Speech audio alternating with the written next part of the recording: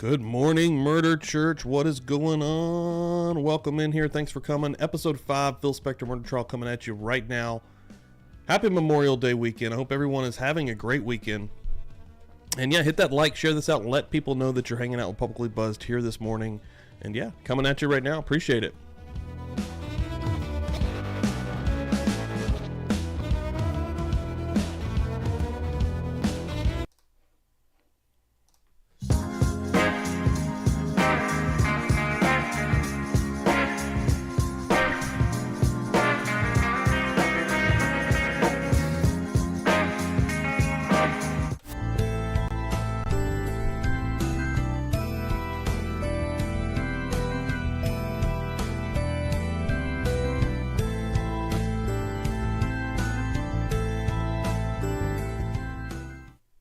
Let's rock. Yo, what is up, everybody? Good morning. Hope everyone's doing well. Wow. It is early, okay? It is early in the morning. Yeah, I was up late last night being an idiot, per usual. So, yeah, I'm ready to rock and roll, though, this morning. Ready to go into week 5 here. I believe this is week 5. I think I got that correct.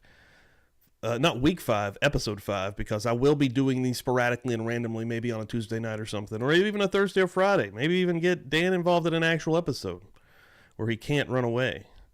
But we're going to be starting off here today. I believe we're on this one, this part right here. Sarah Kaplan, who was part of Spector's first defense team, takes the stand outside the presence of the jury. If you remember last week, I don't think we got anything basically in front of the jury, and we met this individual.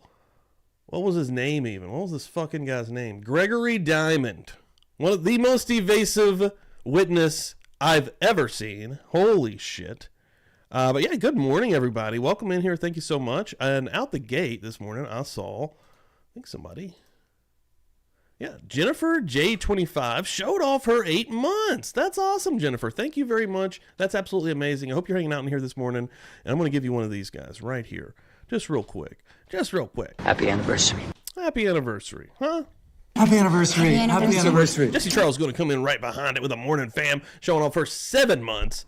All for 7 months. Thank you so much, Jesse Charles. That's fucking awesome as well. Happy anniversary. That's awesome as well.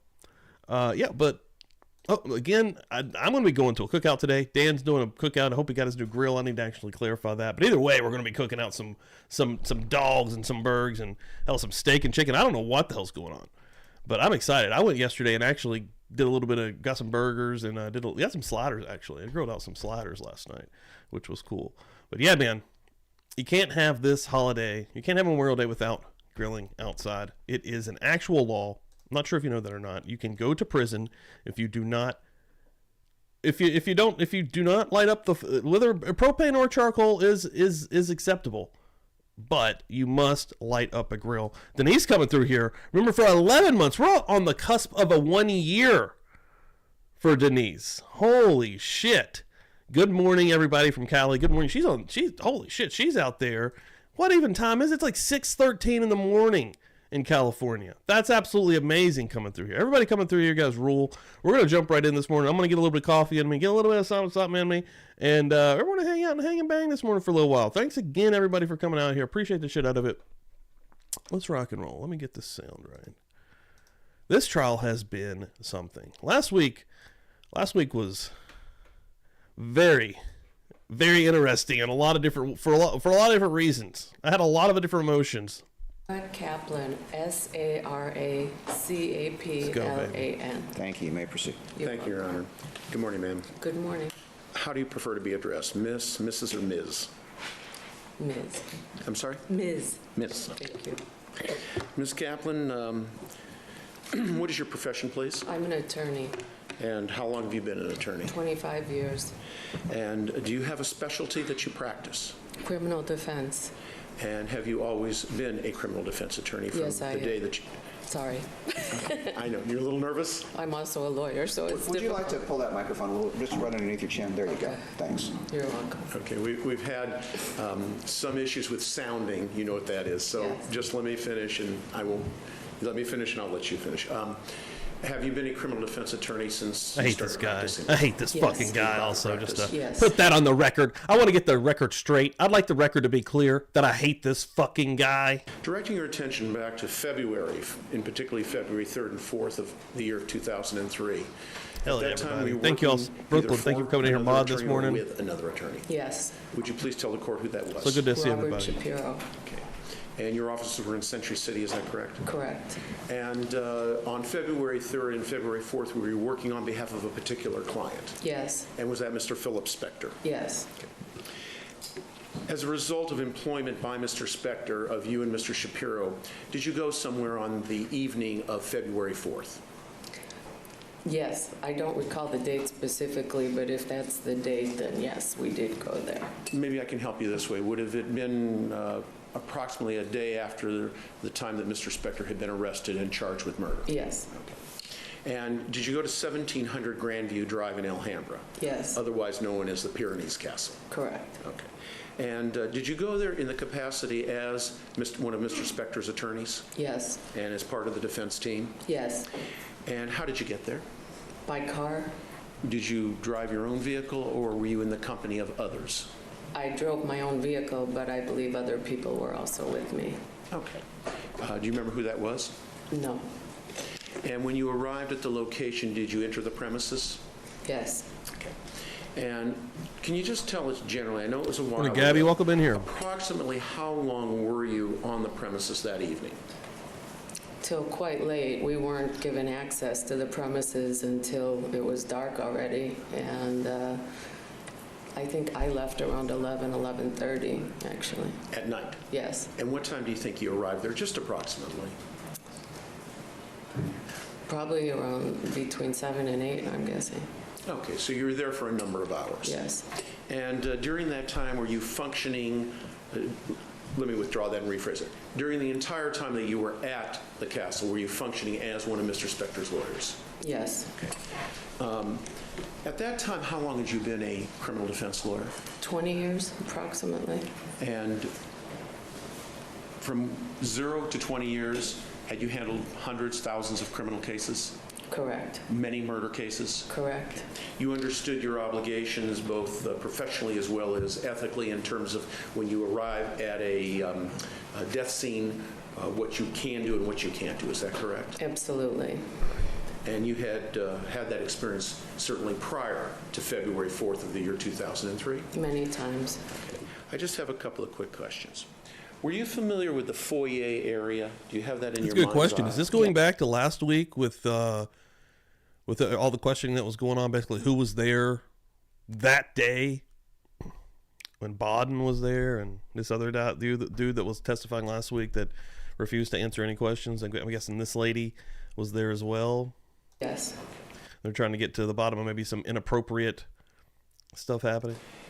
At any time, during the time that you were at Mr. Spector's residence over the number of hour period, did you ever pick anything up off the floor in the foyer area? No. Did you ever hand anything to Dr. Henry Lee? That would be absurd. Did you ever hand anything to Dr. Michael Baden? No. I'm assuming you know who Dr. Henry Lee and Dr. Michael Baden were at that time? I had worked with them many times before. So you had previous familiarity with them? Absolutely. Okay. And you handed neither of them any object that you had picked up from the floor area or the carpet area in the foyer. Is that correct? I would never Oh shit. touch Oh an shit. object. Oh shit. I'm breaking my own rules. I apologize. I have to hit the bells.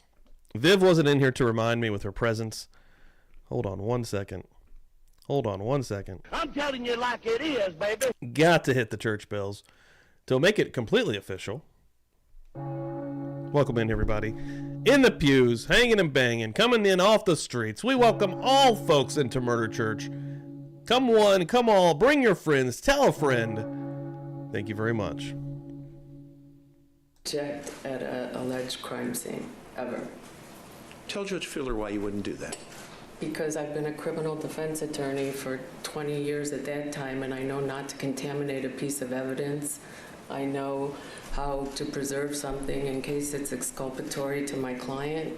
I value my ethical responsibilities very highly. Thank you very much, ma'am. Nothing further, Your Honor. Thank you. Feeble. Just very briefly, Your Honor.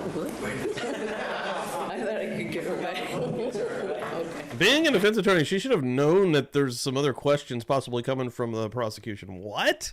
Nice try, though. It's a little different being on that side. It is. We're going to get a little Alan Jackson. Bright and early this morning. Let's go. I'm not going to be very long with you. Thank you. I'm not going to be very long with you, Ms. Kaplan. Okay. First of all, with whom have you had, or have you had any discussions with anybody since you found out that you may be called into this case concerning this hearing? I have discussed the matter with Mr. Hirsch, Michael Nassatir, Janet Levine, Bob Shapiro, and Mr. Rosen. I'm going to leave your present counsel and Mr. Nassatir, your former counsel, out of this discussion and out of this question. But with regard to your discussions with Mr. Rosen and your discussions with Mr. Shapiro, can you tell us what the nature of those discussions were? I believe I just told Mr. Rosen exactly what I testified to right now. Did Mr. Rosen tell you that you were going to be called in because Greg Diamond had made certain accusations or allegations about conduct at the scene? Donna Minner in the house this morning, coming in, walking through those church doors. Take a seat, Donna. No, he did not. Was the name Greg Diamond ever mentioned to you? I heard it, yes. I heard that was somehow related to the reason for this. How did you know that See, like, in other words, I'm just addicted to putting, which it lasts longer. I don't use like an actual coffee cup. I use this, this still contained decanter type thing, this Yeti, right? Like I'm using this guy for my coffee, and I think it's a work in this every morning because, again, it stays warm the longest. I get to work, and, still have to wait about 45 minutes to an hour to even freaking drink it almost. But I'm still so used to putting it in here. I should maybe use a cup on a Sunday morning. I could probably drink it a little bit sooner, but I'm just so used to putting it in that. how did you glean that information that Greg Diamond may be a part of this hearing? I read it in the paper this morning as well. Okay. When Mr. Rosen asked you to join us, either yesterday or today, because I noticed, I think you were here yesterday as well? Yes, I Okay. was. Sorry for the inconvenience. Did Mr. Rosen explain to you anything about the specific nature of why you were going to be called? No, Just that, generally, yes. tell me generally what he said. He said, do you recall what happened that evening? Do you recall who was there? And what did you do? Okay. When you spoke with Mr. Shapiro, was the nature of the conversation basically the same, that you were discussing that evening why you were there, who was there, and what happened in the Foyer area? I recall I just called him and I said, I was served with this subpoena. Do you know what this is about? See, Jersey Jen got a new pickup in here also. Woo, woo. 6 months from Jersey Jen. Thank you so much. Appreciate that. Jersey Jen always out here. Happy anniversary. Showing Happy love. anniversary. And he generally told me what it was, and we both recalled what had happened. And he claimed that he dealt with this a few years ago when there was a motion in Alhambra, and that's what happened. Was the name Greg Diamond mentioned during your and Mr. Shapiro's conversation?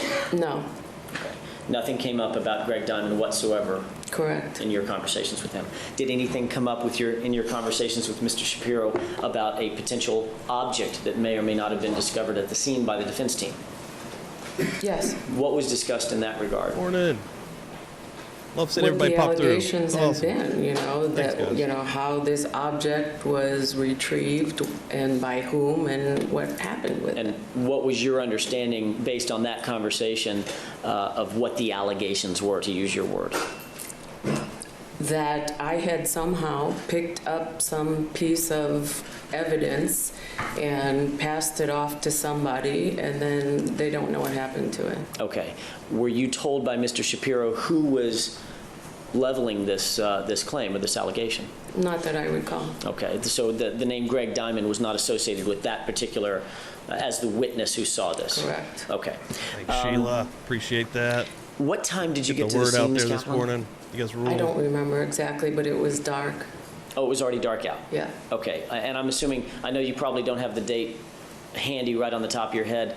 It would be the 4th of February, 2003. Does that sound right? I don't remember the date, but if that's what you've determined it is, then I'll agree with you. Well, let me put it this way. Was it the day after the killing occurred, or I believe the it was death the occurred? evening after. The evening after. Yeah. All right. Who did you go to the crime scene with? I don't remember who I particularly drove there with. Do you remember that there was another passenger with you that you gave a lift to? There may have been one or more. Is it conceivable in your mind, as you sit here today, that that passenger could have been Greg Diamond? It's possible, but I honestly don't remember. Do you remember why Greg Diamond was called to go to the crime scene in general? Did you call him? Did Mr. Shapiro call him, or do you know? I didn't call him, but he had been a law clerk. He worked with us. Okay. You worked for Robert Shapiro in your capacity as a licensed attorney in this jurisdiction, correct? Correct? Did Mr. Shapiro ask you to join him at the scene in your capacity as a lawyer or simply an observer? As a lawyer. All right. Were you specifically told that your... Oh shit, I saw this on Twitter about 4 teens getting stabbed, right? This is near you, Drew? Man arrested after fiery Cape crash, wanted for stabbing 4 girls in Braintree, 2 others in Plymouth. The man arrested... Let's just watch this real quick.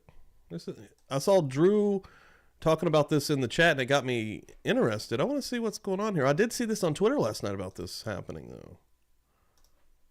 That's what the news story's saying. Quick little break here. Murder Church will play. Early for your local station, Boston, 25 minutes. Not sure why this is not working.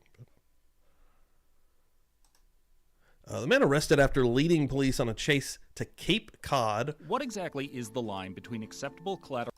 What the hell? Was wanted for allegedly stabbing 4 young girls at a Braintree McDonald's and 2 others at Plymouth McDonald's Saturday. Around 6 p.m., a man entered it's a movie theater. The AMC Braintree 10 walked past the ticket counter and entered one of the theaters.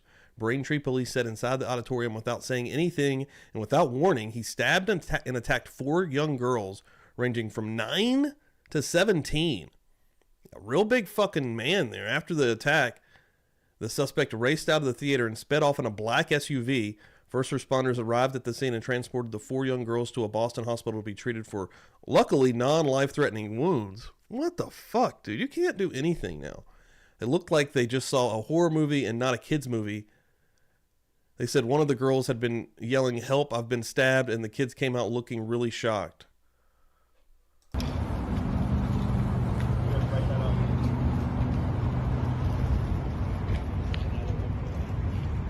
That's horrible.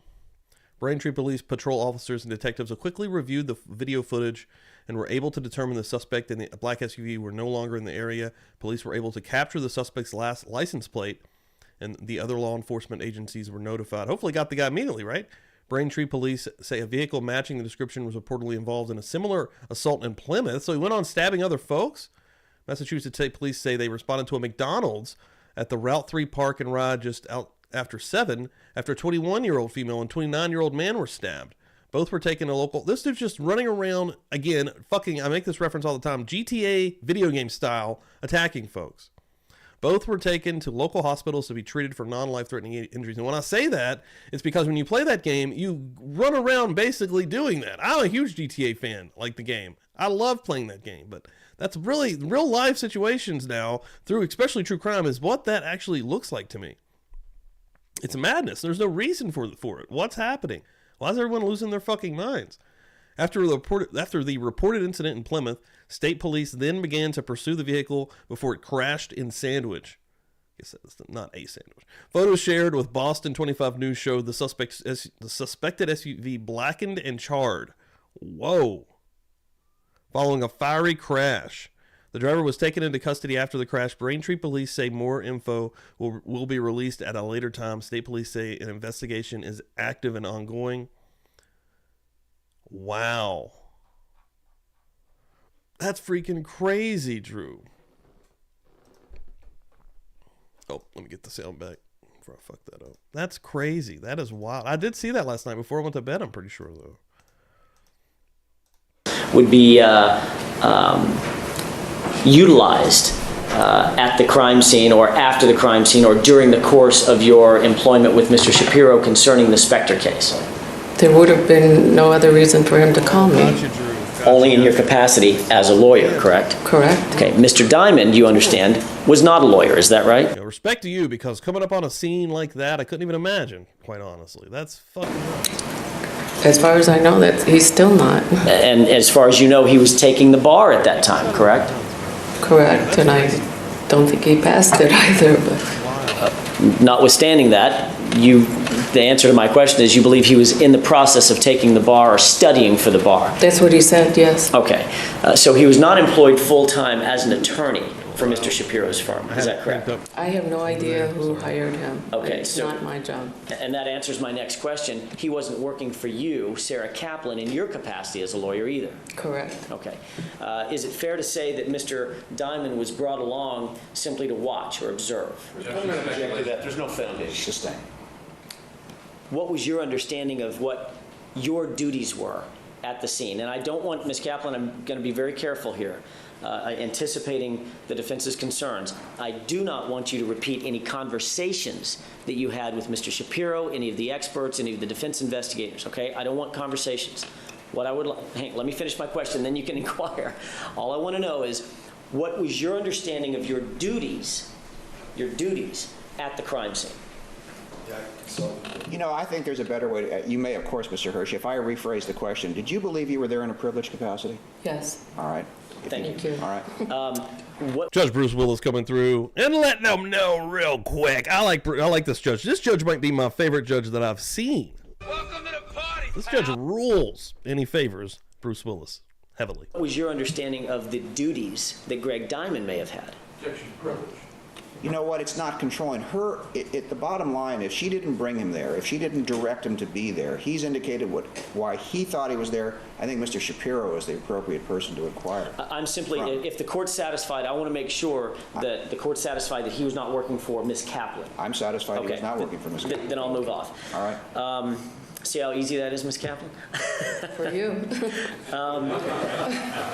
Good point, good point. Ms. Kaplan, I'm going to ask you a series of questions. They're going to sound very similar to Mr. Rosen's questions. I just need to go over them very briefly again. Did anyone at the scene, in your presence, manipulate any object that could reasonably be described as a physical item of potential evidence? I wouldn't make that assessment. It's not my job. Okay. Let me narrow my question a little bit based on that answer. In your presence, did you see anyone manipulate, touch, move, or examine any physical item that could reasonably be described as a small white object, either on the ground or in their hand or otherwise? Tooth! Did you Yeah. see? Okay, could you describe that for me, please? Describe how they did it or the Describe who did it and what the object was, or your understanding of the description of the object. I had no understanding of what it was. I'm not a criminologist. I was looking around. I saw Shit, a Donna few coming through, areas that passing I the thought plate, might be $4.99. interesting. Thank you so much, Donna. Appreciate that. I'm gonna stop you there. What areas? I don't recall. They were some on the wall. It was all in the foyer. In the foyer area. Okay, go ahead. And I good. I pointed like out a him. few to Henry. He had a huge floodlight set up in his work area. He had rubber gloves on. He had a tweezer. And he said, might be interesting. Picked it up and put it in a plastic vial. And What that's did- the last I saw of that. What did that item look like? Just a little white thing. I didn't know what it was. Was it a tooth? I'm sorry to tax your memory, Ms. Kaplan. Was it a teeth? A little white thing about The size of my fingernail, perhaps. the size of your fingernail? You're holding up your right thumb now? Tooth. Yeah, maybe Okay. about that big. What is your best description of it other than white thing? That's It was flat with uneven edges, that's all I remember. Kind of Flat with flattish uneven edges. Uneven edges, yeah. Did it appear to be a solid object as opposed to liquid object? Solid. Okay.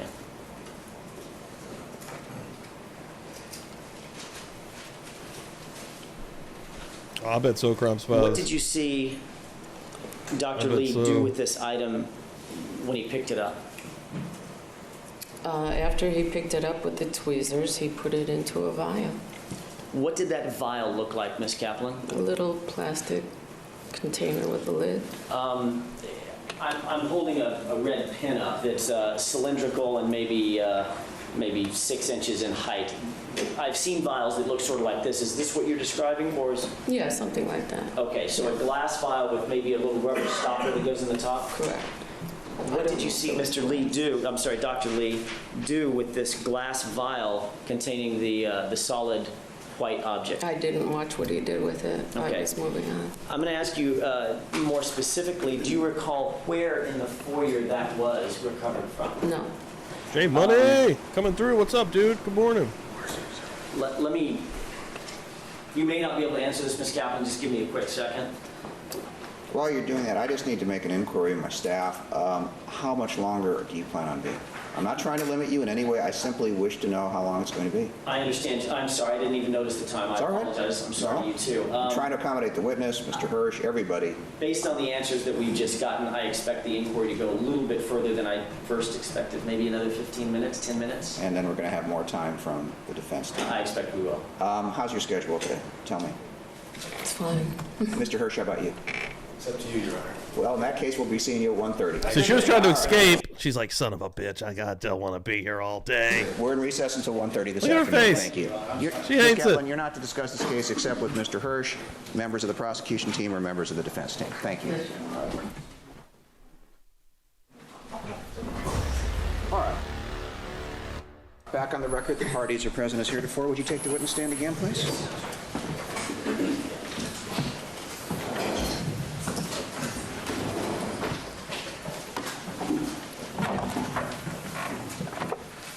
And you remain under oath, and you may proceed.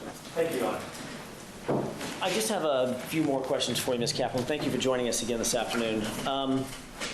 Before we left off, you had just described Dr. Henry Lee placing a small white object into a glass vial that you described being about the size of this red pen, which I've described for the record as being maybe I don't know, a half an inch in diameter and about 6 or 7 inches in height and cylindrical. Is that fairly accurate? I didn't say it was glass. You did. It was a clear vial. I don't know what it was made out of. Okay, some kind of a material that you could see through, either plastic or glass? Yes. Okay. I know you probably weren't looking at your watch. About what time, if we use the reference when you got there at time 0, about what time did you witness this recovery take place? In other words, an hour into the being at the scene, 2 hours, 10 minutes? I don't recall. Was it how long were you at the scene in total? I don't recall. I'm guessing about 3 hours. Okay. Do you have in your mind that it was closer to the end of the session, if you will, or closer to the beginning of the session when you saw Dr. Lee recover this item? I don't recall. Okay. What did you see Dr. Lee do with that vial once it had the white object in it? And I'm assuming it was then corked or closed? I didn't watch him do anything with it. I went on to do something else. Okay. Who was the last person you saw in possession of that white object that you've described for us? Dr. Lee?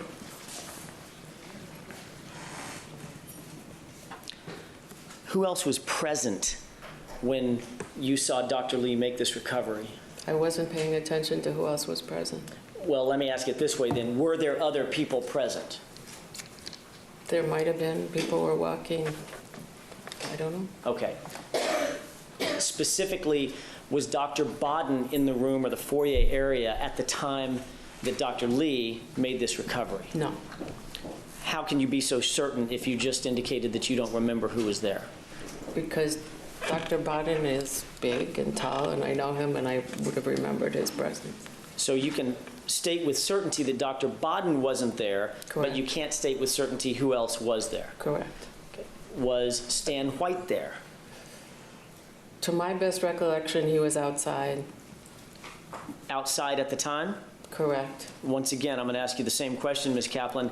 if you're not sure who was there, how do you know that Stan White wasn't Good point. there? Because That's I Attorney believe he Bill. was asked to secure the outside perimeter. Okay. Is it possible that it could have been Mr. Pavlik who was asked to secure the outside perimeter, or Mr. Pavlik's son? Well, I'm going to object. It calls for speculation. Anything's possible. I understand that, but it may jog the witness's memory. I'll allow it. You may answer the question if you can. It's a big premises, and I would presume they had a few people out there. Okay, so you're, based on, I'm not trying to put words in your mouth, but based on that answer, it sounds like you're assuming because all three of them were investigators rather than experts or lawyers, they might have been outside for the whole of the time that you were at the location? I am more than assuming because I know it was a concern, even when we got there, that other people might come onto the property. Do you know Mr. Pavlik's son? I do, Is his name Ante Pavlik? yes. Okay. Was Ante Pavlik ever in your presence inside the foyer area? Not that I recall. Was at all. Bill Pavlik ever in your presence inside the foyer area? I don't recall. Was Stan White ever in your presence inside the foyer area? No. You can specifically say Stan White never walked into the foyer? I know he was asked to be outside. Okay, just a second ago, you indicated that you assumed he was outside because of security concerns. I said I more than assumed it. Okay, tell me your level of certainty that Stan White specifically never made his way into the foyer area. I heard him being told. Could you imagine to ever go having any kind of argument with this dude, like with Alan Jackson, about anything? outside and secure the perimeter of the premises. You would lose. Where was he when you heard him being given this order? He was still outside. I don't recall him coming inside. So you remember... When I was there that night. I'm sorry? When I was there that night, I don't recall being inside with him. Okay. Was there ever a time, Ms. Kaplan, when you had made your way from the foyer area, say, into the living room, into the upstairs portion of the house, or any other portion of the house outside of the foyer? Damn, Say that Dave. again? Certainly. Tell us about it. Was there any time during the 3 hours that you estimate that you were at that residence that you made your way out of the foyer area into other parts of the house? I need to consult with my attorney. Of course. Yes. It's not up to me. Seen a It's up lot to of consulting with attorneys on the stand, and I've never seen that before. Probably the last week. Yes. Okay. How many times did you venture out of the foyer area? I'm very new to I this. don't recall. Did you venture out of the foyer area to an extent that you were out of the line of sight of the foyer? In other words, into another room, like, for instance... Yes. Okay. So there were times when you were out of the foyer area when others were in the foyer area and you might not know who was there or what they were doing, correct? If I was out of the foyer area, I didn't know if there was anyone in the foyer area because I wasn't there. Perfect. So my point is, there were times when you cannot account for who was in or out of the foyer area, correct? Correct. Okay. Did you ever take possession of the vial containing the white object? Never. At any point, either at the scene or subsequent to it? Never. Never. And I think I may have asked you this, Ms. Kaplan. If I did, please bear with me. I simply Morning, can't Kelly. remember. Welcome in Who here. was the very last person? Well, let me ask it this way. When was the last time you ever saw that vial with the white object? Actually, it has been asked and answered, but I'm going to allow it. That day that I was there, that Okay. evening, Specifically, in whose possession was it? Dr. Lee. Thank you. That's all I have, Your Honor. Thank you. Thank you. Mr. Rosen? I want to say briefly, but anytime a lawyer says that, it's dangerous. Ms. Kaplan, just a few questions, I hope. If it was alleged that you, in fact, had picked something up at that location in the foyer area on that evening, would that be an untruth? Yes, it would. And as I understand it, the only person that entire evening that had possession of that object, that little white object, whatever it was Dr. Lee. Is that correct? Correct. No other person, right? Correct. You indicated that Mr. White was directed and instructed to secure the perimeter area outside. Is that right? Yes. And was your understanding that that was done, Was it correct that that was done before Dr. Lee picked up this object? Yes, Okay. And finally, as part of the defense team, was it your understanding that the reason that Mr. White was told to secure the perimeter area was to make it private so that the defense team could do its work? correct. To preserve the integrity of the defense developing whatever was going to be developed at that time. Is that a fair statement? Yes, it is. Okay. Court's indulgence for a moment. Of course. Of course. Of course.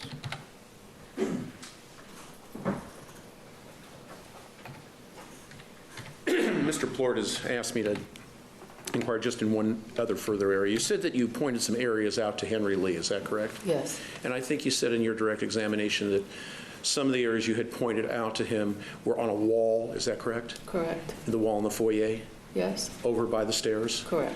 What did it look like to you? Blood? Thank you very much. Nothing further. Thank you. Anything further? Did you, Ellen's like, yes. from Excellent. your testimony this morning until this afternoon, did you speak with anybody regarding your testimony over the lunch hour? Only my attorney? With the exception of your attorney, did you speak with Mr. Rosen or any member of the defense team about your testimony this morning or what your anticipated testimony may be this afternoon? No. Before Yo, morning, Phil. What's up, dude? you left the Tyler Toys. location that day, Ms. Kaplan, did you discuss with Robert Shapiro, and keep in mind the narrow scope of my question, did you discuss the subject matter of the white object with Robert Shapiro? No. That never came up? Correct. Did you at any subsequent time discuss the subject matter of the white object that Dr. Henry Lee recovered with Robert Shapiro? Your Honor, I'm going to object to this line of questions. Beyond the scope of the redirect, I was very tight and narrow on my redirect. I'll allow the district attorney to reopen if it is. It's proven. You want a chance to consult with your counsel? Yes, please. All right.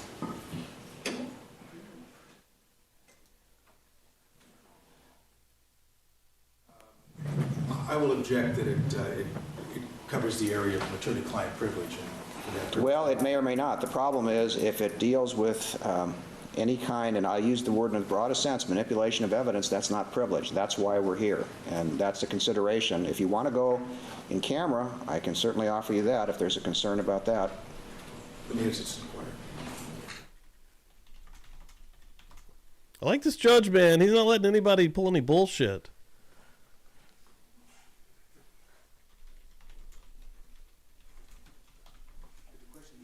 Certainly. Or you can re-ask it, or it can be reread. What would you prefer? If we can reread Yeah, it. me too, right. Gambies. Consistent. Thank you. Again, I've got a cookout today with Dandy Savage himself. I'm fucking stoked.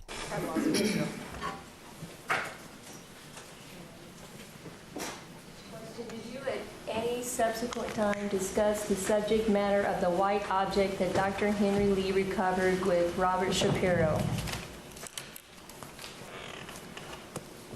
I'm sure at some time we discussed it. We would never discuss manipulating evidence. Bob is one of the most ethical attorneys. That's not That the wasn't my point. question. And that's not the point I was making. I was getting into whether or not a conversation might be privileged. Why don't you re-ask the Sure. question? All I'm asking, Ms. Nobody's casting aspersions on anyone, okay? All I'm asking is for information. Did the subject matter of the white object that was recovered by Dr. Lee ever come up between yourself and Robert Shapiro at any time subsequent to your leaving the crime scene? Perhaps. I'm sure it has, yes. Okay, that's all I have. Thank you. Anything further from the defense? Just to ask that this witness be excused, Your Honor, please. Well, it should be excused subject to recall. I don't know where this hearing is going. I understand. So with that understanding, you may move down. Thank you for being here. Thank you. Thank you, Mr. Hirsch. Your Damn, Honor, Kelly. May I have a moment with That's- Mr. Hirsch just to make arrangements? You may. I love chili. All right.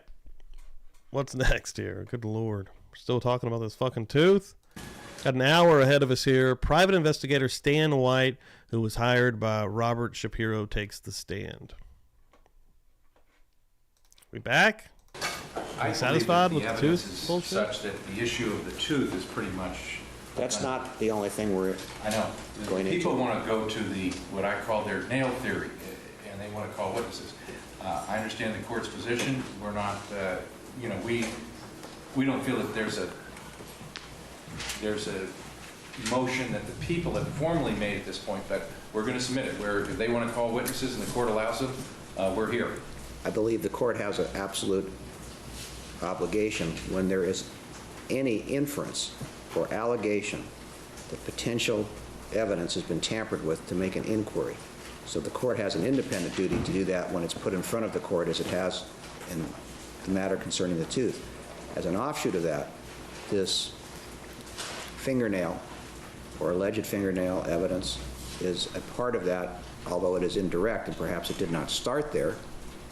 We now have to continue to guarantee the sanctity of any evidence or lack of evidence that is presented to the court. So we're going to proceed, and the people actually refiled their motion that was did you or did you not? No, Judge, I gave you a courtesy copy. Nothing's been refiled. All right. Well, then I'll proceed, and we'll call it a court's inquiry. Right, and that's what I wanted to clear up. But Mr. Plord has continually referred to this as the people's theory and the people's position, and the people are fronting certain things. As an officer of the court, I believe it's incumbent upon all of us to make witnesses available to satisfy the court's inquiry. That's why we subpoenaed those that we have, and Stan White is just among them. He's not my witness, he's not their witness, he's just a witness. I agree, though, however, you have, and I just for the record, since you filed a motion and you did not specify this particular evidence about possible defense violations of discovery, this is clearly contained within that, although not specifically enumerated. Absolutely. All right. Absolutely. We'll proceed. Thank you. I understand the court's ruling. All right, thank you. God damn it. Hold on. Next witness, Stan White.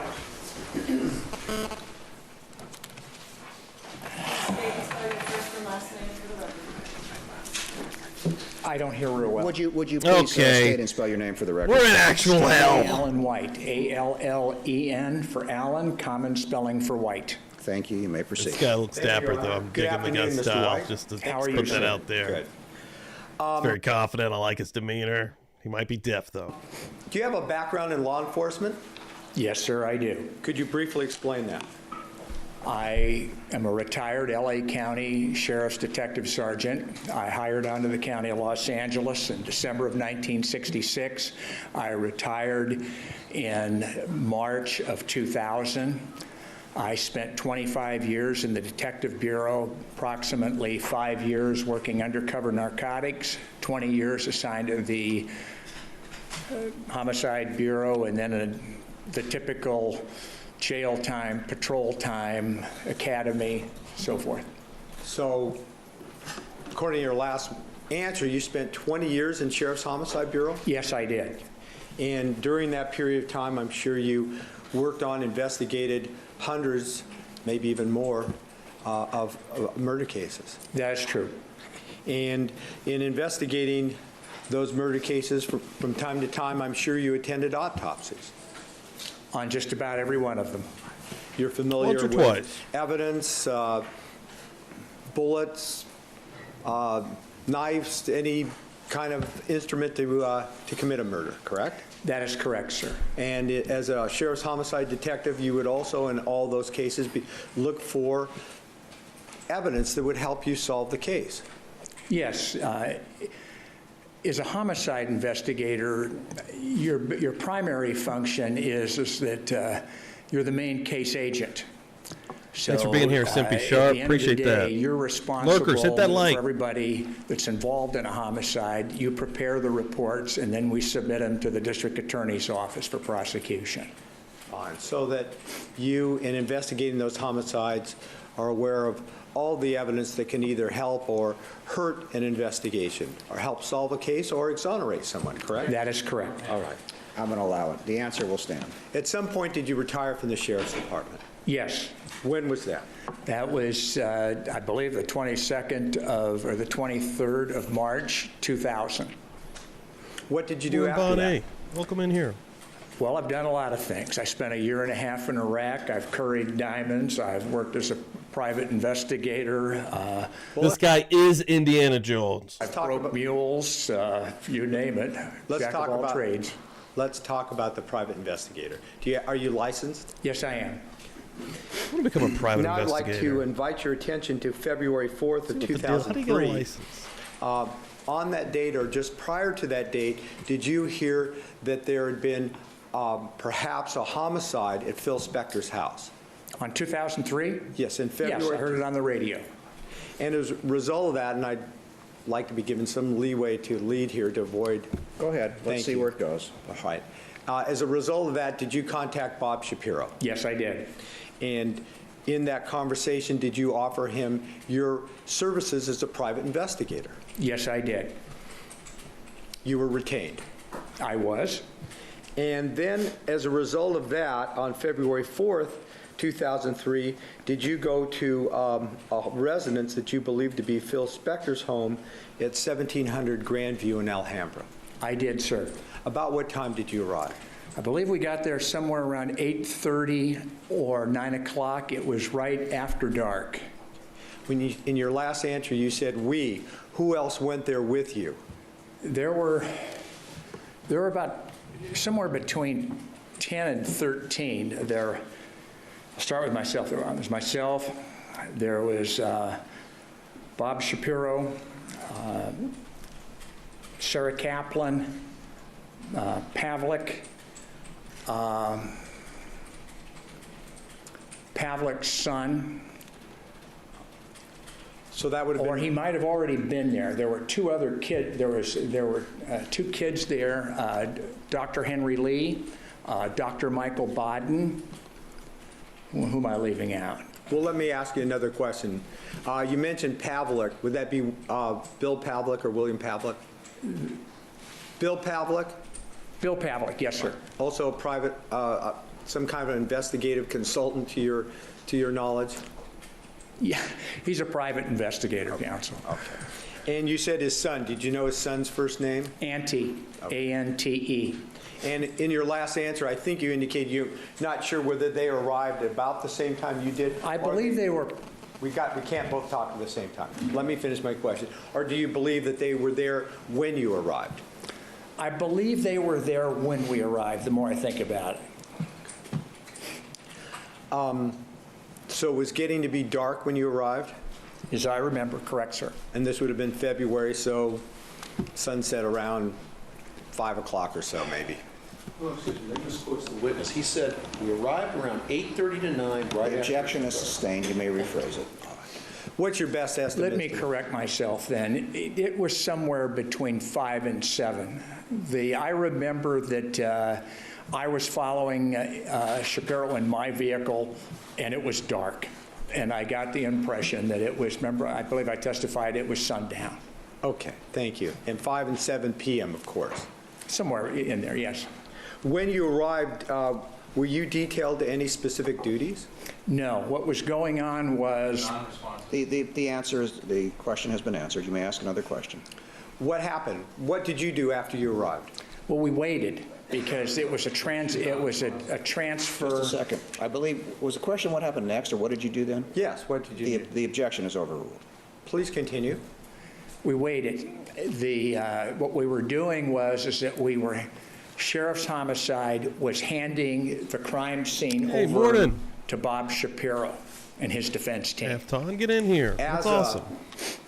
Sheriff's Homicide detective, before you retired, did you ever engage in that kind of situation? Actually, no. It's about to become. The question's been answered with a no. You may proceed. So when you first arrived there were members of the LA Sheriff's Department there? Yes, there were. Let me ask you if you know a Mark Lilienfield. Very well. To your knowledge, on that date, was he a member of Sheriff's Homicide? Oh, yes, he was. Did you see him there? Of course. Did you have a conversation? Yes. Without telling us what it was. Is he a friend of yours? A dear friend of mine. So it was a hello, how are you doing, what are you doing here kind of thing? Yes, it was more like, what the hell are you doing here meeting me? At some point after that conversation, did the members of the Sheriff's Department leave Phil Spector's house and turn the crime scene or death scene, depending on how we look at it, over to Bob Shapiro and his defense team? Yes, sir. Well, Bob. What did you do after that? I started doing what I call my cursory walk around. This one's been crazy, That's a Bob. big place. So I just walked around and looked outside, inside, the outbuildings, and so forth. To the best of your recollection, in the first half hour or so, were you inside or outside? I walked in. I determined in my mind that the crime scene was downstairs in the foyer. It's explaining what he did and why. The objection is overruled. You may proceed. Once I determined that, then I went outside to get a feel for the grounds. And after that, did you return to the inside of the home? Yes, I did. At some point that evening, while you were at Phil Spector's home, did you see what you believed to be a piece of evidence? I think I know where you're going, counsel. The answer is yes. Did you see a tooth, sir? We're still on this damn tooth. This is going to be, half the trial is actually looking this. at what's in Henry This one's Lee's so hand, long. correct? Well, no, tell me, did at some Bo point... Peep, all right, good did morning. you see... Let May I me explain, withdraw. Your Honor? Just, let me just hold on a second. Let's just listen to Mr. Dixon's questions. At some point while you were at Phil Spector's home, did you see a small piece of evidence that you noticed in someone's hands? Correct. Please explain that. I was cutting out a piece of carpet in the foyer with the victim's blood on it. And I heard Dr. Henry Lee state, I think I found some tissue. I was maybe 6 to 8 feet from him.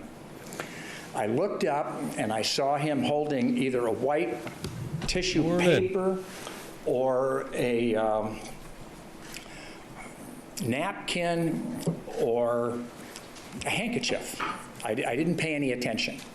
So I got up, I had my flashlight with me, I walked over to him, I shined my flashlight on the object, I looked at it, and I said it looked like a piece of fingernail. Dr. Lee said to me, "You're crazy." I said to Dr. Lee, "You need glasses." And I turned around and went back to my duty. Could you describe in any great detail this fingernail or part of a fingernail that you saw Dr. Lee holding? Yes. Was he holding it? It was, yes, it was, somebody got to a hand, so it was in his hand, in a handkerchief, or a tissue paper. Sorry about that. Let me fix the sound real quick. Paper. It was white. And the tissue paper was white. So I looked at it, and what I saw was a small object that perhaps 1/4 of an inch, 3/16, and about a 1/16 inch thick, and it was red. I could also see what I thought was a ridge line, and then at the same time, I saw what I thought in my mind, because I've seen it before, soft lead transfer. So when I looked at it, I determined in my mind that it was a fingernail. And you expressed that view to Dr. Lee? Yes. And he said what you've told us in response? That's correct? a good question, actually. Correct. Because I am And then confused. you said you're the one that needs glasses or something like that. That is correct. Okay. Shouldn't be that What hard to did you- tell a fingernail from a tooth. All right? You see- What is happening here? What happened next to what you believe was a fingernail? What happened? These kind of items are common in crime scenes. So I wasn't paying. This is non-responsive. Just what did you do next? I went back to cutting out the bloody carpet. Did you see what happened to the fingernail next? Do you know what happened to it? I know it was left in Dr. Lee's hands. I also know that he was showing it to other people. Describe that, please. Expand on that if you could. Well, I know this through my peripheral vision, but I saw other people walking up and looking at it. Was Dr. Lee holding it as these people? Yes, he was holding it like you hold a piece of evidence in your hand. So very carefully so not to drop it. Now, you've told us quite a long list of people that you believe were at Phil Spector's house that evening. Can you tell us who, to the best of your recollection, looked at that piece of evidence, that fingernail? I believe they all looked at it, to be quite frank, but I was not paying attention. Yeah, but I was exactly. aware that people were looking at that evidence. Let me ask you a few more questions about the piece of evidence. First, I think you mentioned bullet wipe, is that correct? I bet. Bullet wipe?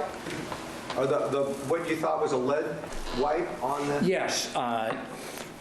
With soft lead bullets, especially from revolvers, sometimes when they hit hard objects, that soft lead will stick to an object. And that's what I thought it was. In your 20 years as a homicide detective for the Sheriff's Department, had you ever seen anything like that before? Many times. Tens? Hundreds? Well, between... Most of your homicides are gunshots, when you get right down to it. I think he's trying to give us an approximation. Exactly. And the reality of it is in the mind of a homicide investigator, when you're looking at body parts and tissue, you don't look at it as evidence the way we would look at a bullet or a gun, because it belongs to the coroner. You can't pick it up, you can't mark it, you can't put it in a bag, and you can't send it to the crime lab. So once it goes off in your mind that you're looking at human tissue, bone, skull, meat, it's not yours. So that's the reason I didn't pay a lot of attention to it. And I didn't think it was that valuable at the time, to be honest with you. This is so common to find body parts at crime scenes that it's just become an industry for private industry now to clean up after murder cases. Did you have any doubt in your mind that what you saw was this lead wipe on the fingernail? It looked like it. I never picked it up. I never gave it a very hard examination. Well, describe to us, if you could, how you did look at it. You said you had a flashlight. How close did you get to it? I walked up. May I stand? Yes. I walked up. The man is holding it like this in his hand. And so I'm right here where the court reporter is. So, tall, right? Cameraman. Indicating his left hand cupped upwards. I looked at it, shined my flashlight in it, saw a fingernail, no big deal. You see them all the time in murder scenes. And said it looks like a fingernail. Because he said tissue. I thought that he had a piece of meat. Do you have any doubt that what you saw was a fingernail? Are you sure of that? It was a fingernail. I believe it to be a fingernail. And you've seen, not only in your personal life, but investigating homicide Kind of believing it was a fingernail. Crime scenes, you've seen fingernails often. Isn't that correct? Fingernails and fingers are common in murder scenes because people in defense will... Yeah, that was not the right way to say that at all. Meat? Shot at, being battered, being stabbed. Tissue. You and mean the like hands always meat? take a beating. And I just thought it was like one of many, that it was the detritus, sorry, but this is the way we talk, the detritus of a defense wound that was not recovered by the coroner's office. Could I have just a moment? Yes. May I continue? Yes, you may. Thank you. As you've told us, at this time you were retired, but a former member, let me withdraw and I'll start out a little louder. As you've told us, at the time you were at Phil Spector's house, you were retired, but you were a former member of the Sheriff's Homicide Bureau, correct? Yes, sir. In July 2nd of 2003, did you go to an event, the 80th birthday party, for want of a better word, for the Sheriff's Homicide Bureau? Yes, I did. It was the 80th anniversary of the Los Angeles County Sheriff's Homicide Bureau at Star Center in Whittier. Active and retired homicide detectives there, correct? Yes. And among those people, did you see Mark Lilienfield? Yes, I did. Okay. I'm just going to ask you a few specific questions, so please listen closely. During that barbecue, did you have a conversation with Mark Lilienfield? Yes, I did. And in that conversation, did you indicate to him that you thought, well, let me withdraw that and first ask you this. Was it your understanding that Mark Lilienfield was in charge of the crime scene at the Phil Spector home, or just present? No, it was my impression that he was mentoring the investigation, not Sorry about that, Hello Spring. Ruined a cookout. charge of it. All right. One of the policies of Well, I think that's you've answered. Okay. But because of his presence at the crime scene, did you indicate to him that you believe that they'd left a piece of evidence behind at the crime scene? I did not initiate it that way. At some I point, asked a question. right? But at some point, you told him that. Is that correct? Objection leading, Your Honor. Well, I'm going to allow it. Can you ask the question again, because Okay. During your conversation with Mark Lilienfield, at some point, did you indicate to him that you believed that the Sheriff's Department had left a piece of evidence behind at the Phil Spector crime scene? yes, And did you tell him what you thought that evidence was? What you've told us, the fingernail with the bullet wipe? Objection. This case is testimony leading. I don't believe it does, and even if it may be leading, just so that we get focused, I'm going to allow it. Did you have that conversation? I never framed it. I want to go where you want to take me, but I never framed it that way. At the end of the day, we got to that conclusion. Through your conversation? Pardon me? As a result of your conversation? Yes. So at the end of the day, so to speak, that's exactly what you indicated? Correct, sir. Well, Your Honor, I'm going to object. We got to... If you want to follow up and cross, the bottom line is that the information was passed along. That's the only import that I'm giving it. Thank you. Before the defense crosses, there's something I have to clarify because I want to make sure I understand. Okay. You've used the word tissue, and then you've talked about Dr. Lee having a piece of tissue. Was this an item contained within a piece of tissue? Is that what you said? No. Your Honor, Dr. Lee said he found a piece of tissue. Okay. So when I got up to look at it, I was expecting to see, in my mind, meat, flesh. More When I meat. looked, I saw a fingernail. This guy was a huge Texas Chainsaw Massacre fan. It was in his hand. Was his hand gloved? No, he had a handkerchief over it. That's what I was trying to go. So this object was contained within a handkerchief. Yes, Your Honor. Thank you. You may proceed. Okay. Good afternoon, How are you? Mr. White. I wanted to ask you a few questions here. Today, did you talk to anybody in the district attorney's office about this subject that you're testifying about? Mr. Ocampo? Now, you're talking about what we just talked about? Yeah, this observing this object in the hand of Dr. Lee. Yes. Okay, was it a Mr. Ocampo, the one that was there talking with you, or was it somebody else? Can you show me who Mr. Ocampo is? Yes.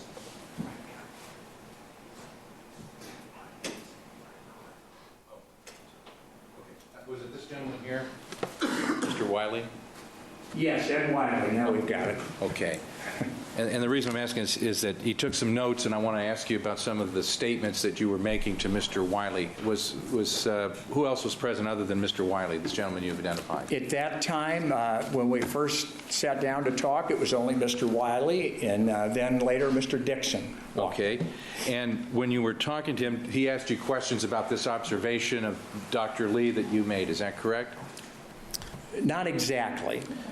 Okay. What he wanted to do was go over with me the statement, and he read it to me and asked me if it was correct, that Mark Lilienfield had made. Okay. And we don't get this fucking guy in here again. Phil Spector is not in the house again. I need a new wig. All right? You mean, did he read a statement purportedly by Mr. Lilienfield? Yes, from an affidavit. And did you say it was correct or not correct? I said that it was correct, that I was misquoted in one part. Okay.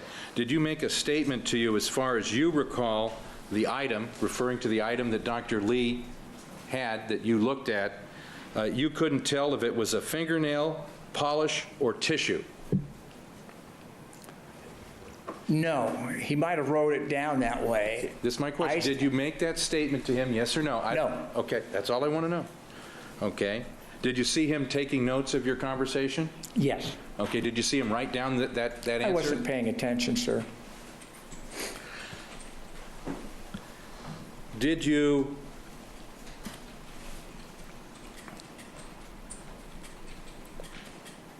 see Dr. Lee do anything with this item that you've talked about in your testimony after you made this observation? I saw him showing it to other people, sir. Okay. Now, did you see him package it up or do anything like that? No, sir. Okay. Did you see where Dr. Lee was when he was holding it? In other words, what area of the home or... He was in, excuse me,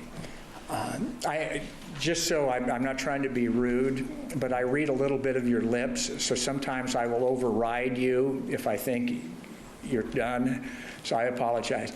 He was standing in the foyer with his back to the stair landing that goes upstairs. Okay. I want to show you some... Can't actually hear you. I'm actually just reading your lips. You remember when he first sat down, he immediately told us, I can't hear shit, so... Photographs. So, in that scene when he's like, it's a nail, they're probably saying, fine. And he's like, what? You say tooth? That's how all of this started.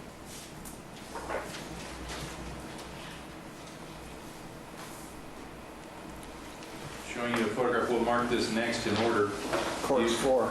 Do you see this photograph that I put on the Elmo here? Yes. Okay, and do you see the bottom of the stairway? Yes. Was he around in front of the stairs when you saw this?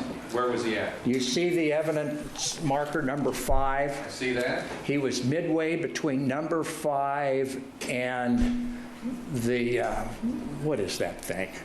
We'll call that the pedestal. The pedestal, thank you. Okay. And where were you at?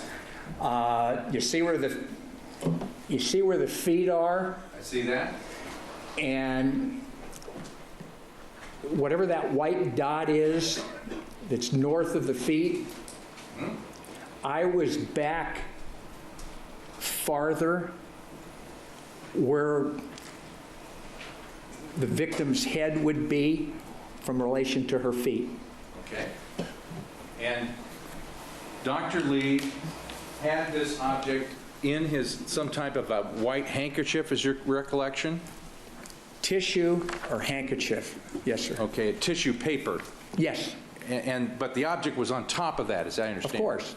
Now, when you looked at it, Dr. Lee, did you ever tell him that, or did you I think ever he's in say the right anything place, to Gabe. anybody Seems like he's going to regarding fit right this in. object that Dr. Lee told you that he found some blood or tissue, using the word blood and tissue as being a statement that Dr. Lee made? The only thing that Dr. Lee said was tissue. Or he might have said blood and tissue, but I remember it is tissue. I remember, in my mind, I was walking up there to see a piece of human flesh. Did you ever know a person by the name of Sortino related to this case? A deputy DA by the name of Yes, Sortino? Doug Sortino. Did you ever have a conversation with him regarding your observation of what Dr. Lee was holding? Yes. Did you ever tell anybody that you told Sortino that Dr. Lee claimed he found some blood or tissue at the crime scene? I might have said that, yes. Okay. And was that, did you say that to Mr. Sortino? Do you recall having a conversation on this subject to that effect? The answer is yes. I remember it better now. It's tissue. He might have said blood or tissue. At the end of the day, it was tissue that I'm going to stick with right now. Okay. But in the past, you've described it as blood and tissue. Is that correct? In all fairness to Mr. Sortino, I might have. Okay. Do you remember speaking with a person by the name of William Gailey about this subject when it was raised at an earlier time a couple of years ago? William Gailey? Mm-hmm. Is this Leslie Abramson's private investigator? I believe so. I never met the man face to face. We talked on the phone. Okay. And did you talk about this subject? I asked him to come down and debrief me, that I had valuable information for him, that I would be, which would be very beneficial to the defense case, as I recall. The bottom line is we talked, kidded, and I didn't hear from anybody. Okay. Did you ever telephone Deputy District Attorney Sortino to talk about what you observed in Dr. Lee's hand? No, they sought me out, sir. Okay. Did you ever tell Mr. Gailey that you telephoned Deputy District Attorney Mr. Sortino? I might have. Okay. Was that correct or not correct? Counsel, what is this, 3 years ago? I'm 62 years old. Okay, if you don't remember, that's fine. I don't Just remember say if it, I said don't that or remember. not. Possibility is that I did, but I don't know in what context it would have been said in. Okay. But I want to now focus your attention on the contemporaneous comment that Dr. Lee made when you were both looking at this object. You said something about him needing glasses. He said, "You're crazy." In other words, you had some conversation there regarding That's this what we had, sir. Right. And did Dr. Lee, to the best of your recollection, said that he had found some blood or tissue? I don't remember him saying anything after that. All I remember is that I thought I wasn't looking at him, sir. I told you I'm a lip reader, and I thought I heard tissue. I might have heard blood and tissue. When I looked up, he had something in his hand. I looked stood like up, me. I walked over there, I shined my flashlight on it, saw a fingernail, told him it was a fingernail. He told me I was crazy. I told him he needed glasses. That was it. Okay. Would it possibly help you refresh your recollection? Well, let me ask you this question. Do you recall telling Mr. Gailey when he talked to you in the conversation that you just recalled with him about this subject that when you shined your flashlight on this, you thought that on this object there was either blood or fingernail polish? That's a possibility, yes, because remember I testified it was red, and I couldn't tell if it was red or fingernail polish. Okay. And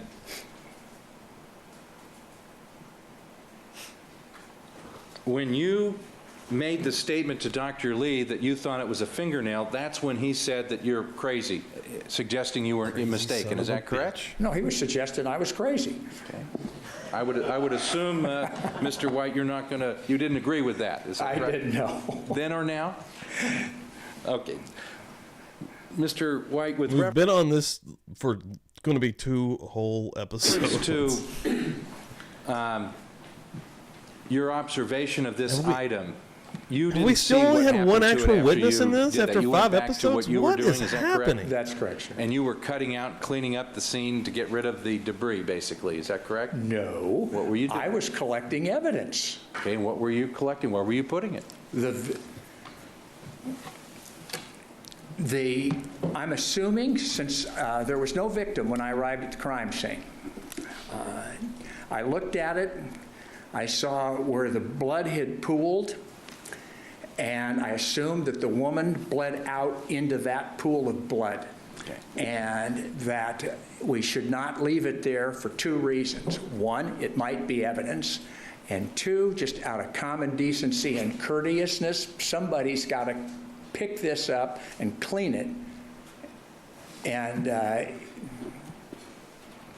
This is something that you sensed was looked at, and basically they processed the scene. and they Sheriff's left it. Homicide had their shot at it. They were in there for 2 days. They left it. Okay. I took it. Were you ever at this scene or area before homicide turned it over? In other words, did you ever come and go before that period of time that you went there to do the things you You mean testified about? beforehand? Right. No. Okay. And when you arrived there, were there other people that were there? Yes. Okay. Were there other people from the Sheriff's Department other than Mr. Littlefield? Yes. About how many? At that point, they were all new to me. Maybe 3 or 4. Okay.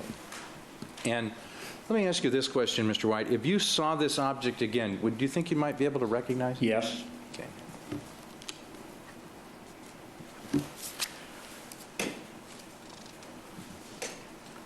I don't know if they have this. Now, when or- I want to draw Like, back, what and you happened were to asked some this questions nail by Mr. Dixon slash about this tooth? barbecue that you went to. This Talking about birthday barbecues in the party for trial Sheriff's now. Department. Son of a bitch. Department. And I ain't gonna make it. 80th anniversary. 80th anniversary. I guess that's a birthday party. Son of a bitch! You saw Littlefield there, and you started talking. There was some discussion about this item at some point in time during the discussions. Is that correct? Yes, I initiated the conversation. Okay. And what did you say to him that initiated the conversation? I walked up to him, and one of the first words out of my mouth is, when are you guys going to file this case? Okay. And did he start asking you questions? No, he answered my question. Okay. Did he ask you any questions? Later.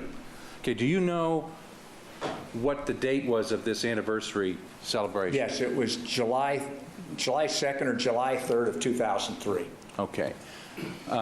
So he told you that the case was going to be filed at some point later on, is that? No. Okay. Did he say it wasn't going to be filed? No, he gave me a stock answer of when the lab reports came back, and I told him I wasn't buying it. Okay.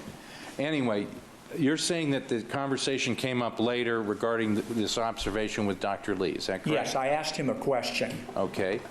And did he ask you questions?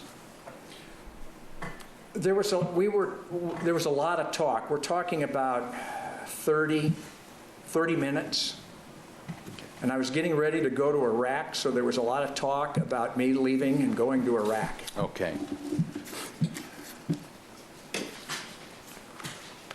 A lot of talk or a lot of lip reading? Be clear, sir! I need you to be clear.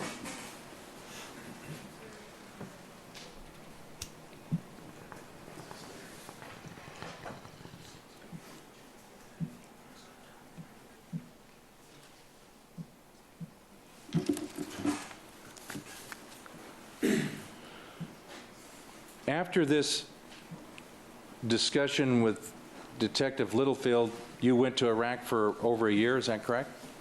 17 months, yes. 17 months. And did you ever get called and asked about this again? Yes, sir.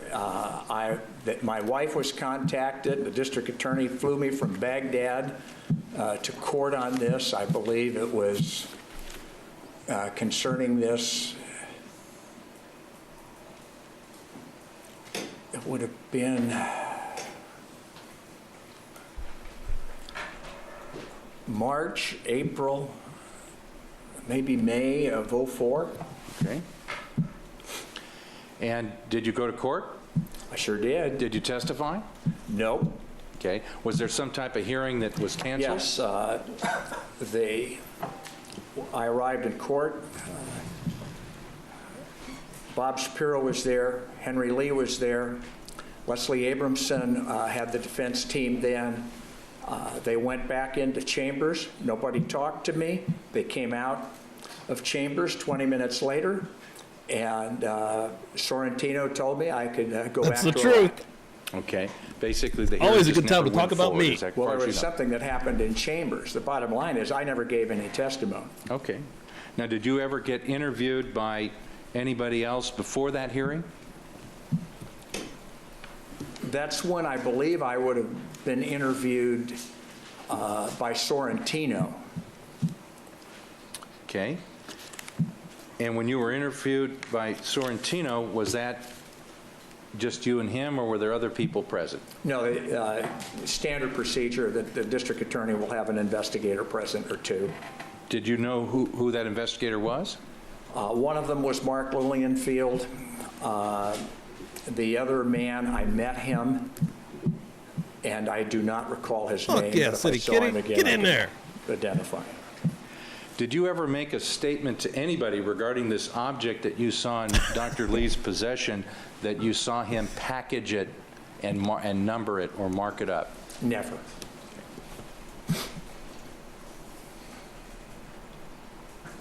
Do I have a minute, Your Honor? Of course.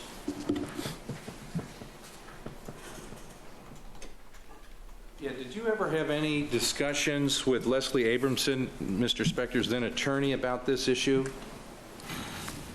Well, It was a one-way discussion on the telephone. Okay, and one way, in other words, you were listening to Leslie Abramson, I suppose. That is correct. Those are very common with this case. Okay. Guy, what's up? Did you impart any information to her during this conversation? Yes, but most of it was expletive deletive. Okay, in other words, it was a lively conversation, in other words. She called me at my home. Okay. And did you ever receive any correspondence from Ms. Abramson regarding this object that you observed? Yes, she threatened to sue me. Did she say anything outside of the object regarding, well, let me ask you this. Did you ever tell her that you saw this object in Dr. Lee's possession? When the subject, may I relate my side of the conversation? If it's more than a yes or no, I'll allow you to explain it. Go ahead. Man, it was about 8 o'clock at night. She called me on the phone, and I heard a female voice. I said, "This is Leslie Abramson," and first words out of my mouth was, "I was wondering when you were going to get around to call me." And then she started. Cameraman must have fell asleep. And I listened. He was doing good. And when I got a pause, I told her this is what Shapiro Lil Love, on Court TV, they don't have the option to speed it up. That would be awesome if they did, though. And only Dan's may know some kind of trick through an actual, through the computer, through the PC, but I do not. For hiring Dr. Lee. And that really wound her up. And basically, she swore and cussed at me for 3 straight minutes. And I just sat there listening to her, telling me she was going to sue me, that I was not to talk to anybody about this case. And at that point, I started swearing back. And she couldn't take it as long. She hung up. You may proceed. Mr. White, with reference to this object and your identification of it, your recollection as you sit here now that it was reddish in color, there was some red, is it on the object? Was the object red, or do you know?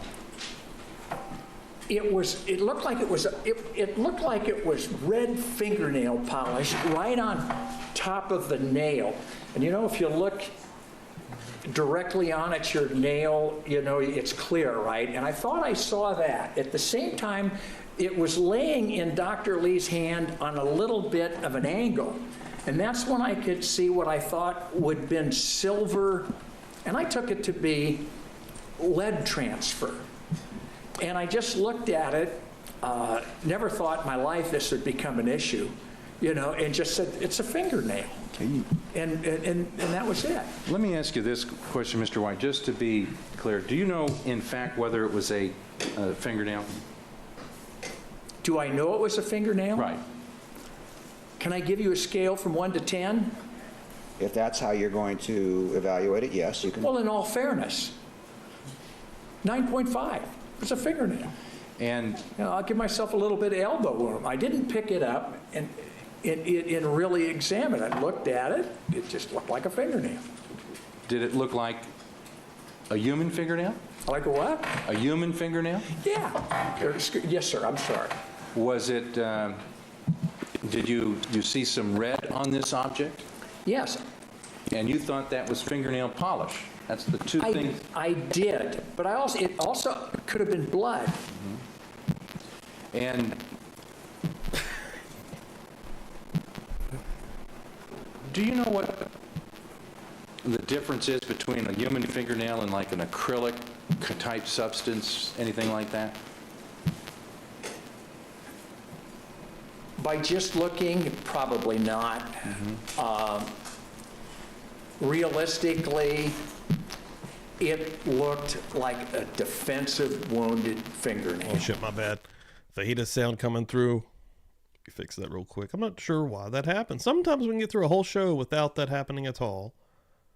And then other times, can't stop it from happening during the day. And I don't know, man. I know that I'm glad everyone's hanging and banging this morning, though. Thank you very much. Appreciate it. We got Bob Mata in the chat this morning. It's awesome. Yes. Crime Spies hanging out. Everybody, are you saying thank you all. that you know it was something from a bullet? Is that your testimony? I'm not saying I know anything. What I'm saying is what I saw and what I believed it to be, because I've seen similar lead transfers on bodies before, and on fingernails, and on bone. And Dr. Lee, whatever it was, disagreed with what your assessment was. Is that correct? Yes, sir. And did you have any type of magnifying device, like either magnifying glass or anything like that, to look at it? No, I did not, sir. I had my glasses on. They're actually magnifying devices. Is that true? You can put any meat in a taco? You know, I mean, I've had chicken tacos, I've had shrimp tacos, had fish tacos, had steak tacos. But would you put like a Nathan's inside of one of those son of a bitches and load it up like a dog? But it's really a taco? Got a taco dog? My glasses on, they're magnifying devices. Very good. No further questions at this time. Thank you. Redirect. Just a couple, Mr. Clerk, could we Not have, court. What was it, courts 3? Somebody have it down there? Did you have Hashtag it? not All porn. right. I think this was 4, though. 4 was a photo. 3 was the. Right. 4, then thank you. 3 is the press release. May I approach? You may. I'm just going to Someone see a Spector? ask you a couple questions. Defense counsel asked you with respect to this exhibit, courts 4, to pinpoint where you were and where Dr. Lee was when you saw what you believed to be a fingernail. And you pointed in like... Welcome in here. I can't even see your name. Laser pointer here. Epileptic welder? All right, you know I'm Polish, so you have to explain this to me. It's a great name, actually. Okay, push this top button, see? Gotcha. And then there comes the red light. Gotcha. Right? Okay. All right. So using court's Exhibit 4 and the laser pointer, could you show us first where you were in relation to... I would have been over here. Okay. And where was Dr. Lee when you indicated, Your Honor, for the record, off the picture to the right-hand side? I think he found it right about here. Dr. Lee? Yes. And I Showing think us he nothing. walked over to about here when Good I walked up to God. him. Let me clarify that. So where you indicated with respect to courts 4, when Dr. Lee, where he was when he found it, was at the base of the floorboard there between the... Right in there. The number 5 and looks pedestal. like some kind of pedestal, correct? Is that right? Yes, sir. And then where did Dr. Lee go next when you saw it, when you looked at the item? When I went back to cutting the carpet, Dr. Lee had moved over to about here. Okay, that was... And I was aware of people coming over and looking at it at that point, and I would have been right about here. Finally, the cameraman woke up and decided to move from you the... went back to the and he just got back location from lunch. indicated that you Like, what were is happening? first in when you Yes. heard Dr. Lee mention you found something, and you saw Dr. Lee walk, as we look at courts 4, to the right side middle of the photograph, correct?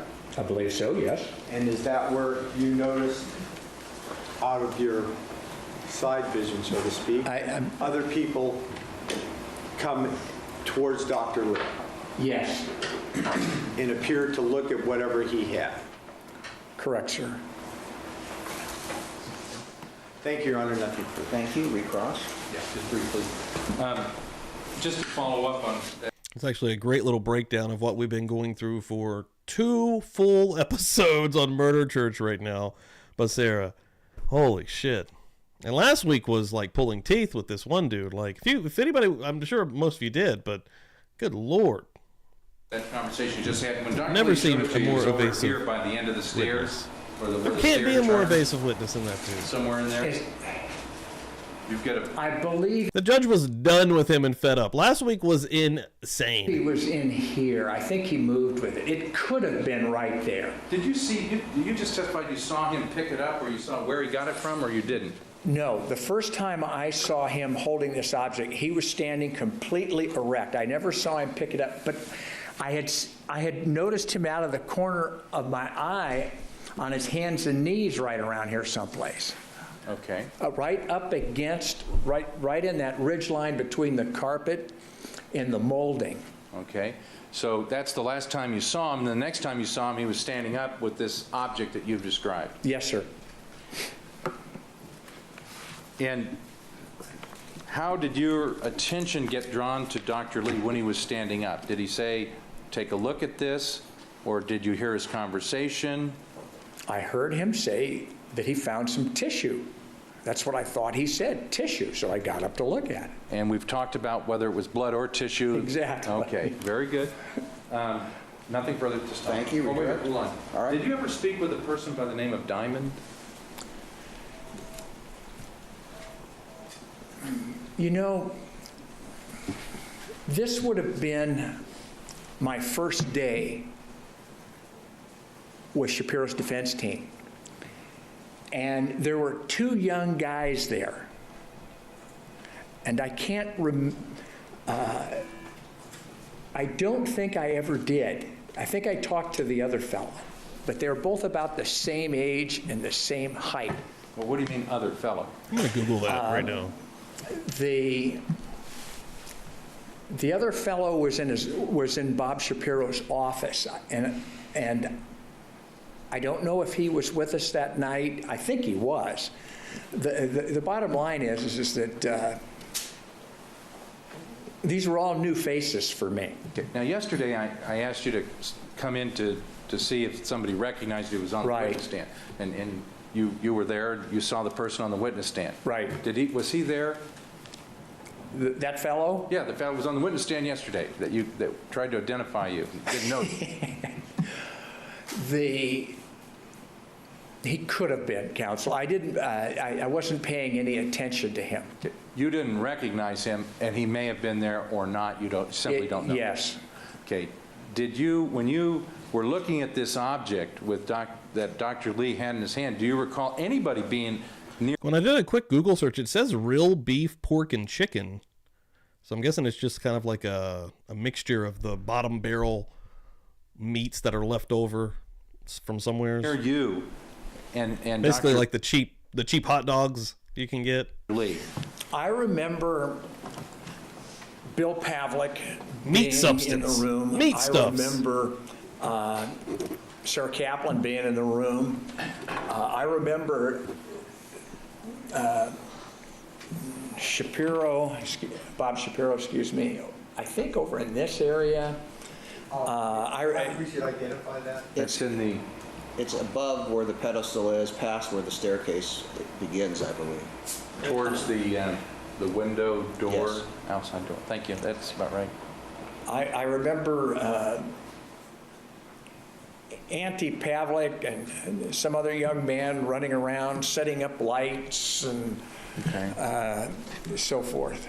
Okay. But as far as you and Dr. Lee, when you were looking at it, was there anybody standing close to you, observing what you were doing or talking about? All these people were within between 8 to 10 feet. Okay, I'm talking about more or less like somebody being like the three of us all looking at something. There'd be three of you there other than you and Dr. Lee. I think I was alone. I just walked up and looked at it. Okay. I don't remember anybody being very close to him. Okay. But being in the general vicinity of him. Do you recall if Dr. Lee was wearing some type of latex gloves or not? Come in here, Low Light Recovery. New name. Like to see it. If he did, hit that like if anybody's chilling and lurking back there. 63 people, 46 likes. I wasn't paying Get in there. attention. Now, Help a you said brother that you out. collected this stain of blood. What did you do with it? I collected it. I marked it. I kept it in my safe at home for 1 year. On, I believe, the 26th of February, 2004, or when was it? No. was it 5? The bottom line is that I ended up sending it to Dr. Lee. This stained carpet. Yes. And do you know where you sent it to him at? In Connecticut. Was it in a bindle or a envelope? It was properly packaged, and it was sent in a large envelope, which was placed inside a large FedEx envelope, overnight. Was this a pool of blood that you had cut out? It's dried, sir. Pool of dried blood? Yeah. Did you collect any other evidence? Shotgun. Did you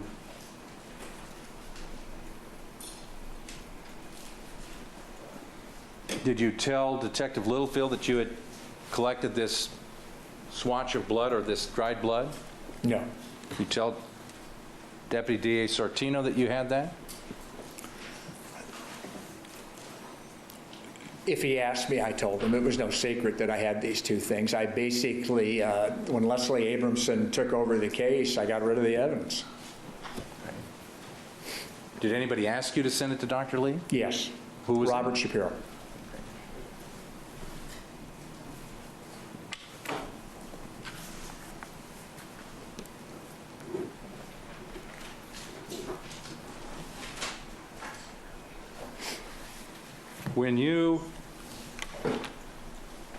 Did you ever, this gentleman that was on the witness stand yesterday, we'll call him Mr. Diamond, that attempted to identify, did you ever talk with him yesterday or today? No. Has he ever made any attempt to contact you? No, sir. Very good. Thank you. Nothing further. Thank you. Just redirect. I'm kind of getting lost on this dude here. Fuck. 5 minutes left. Excuse me, we have a moment. Yes.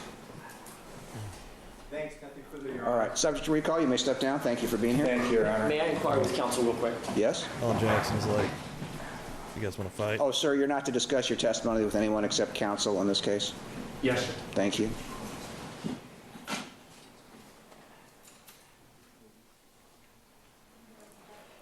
Yeah. I just want to see, yeah, go ahead. You take your break. And Are we on a break?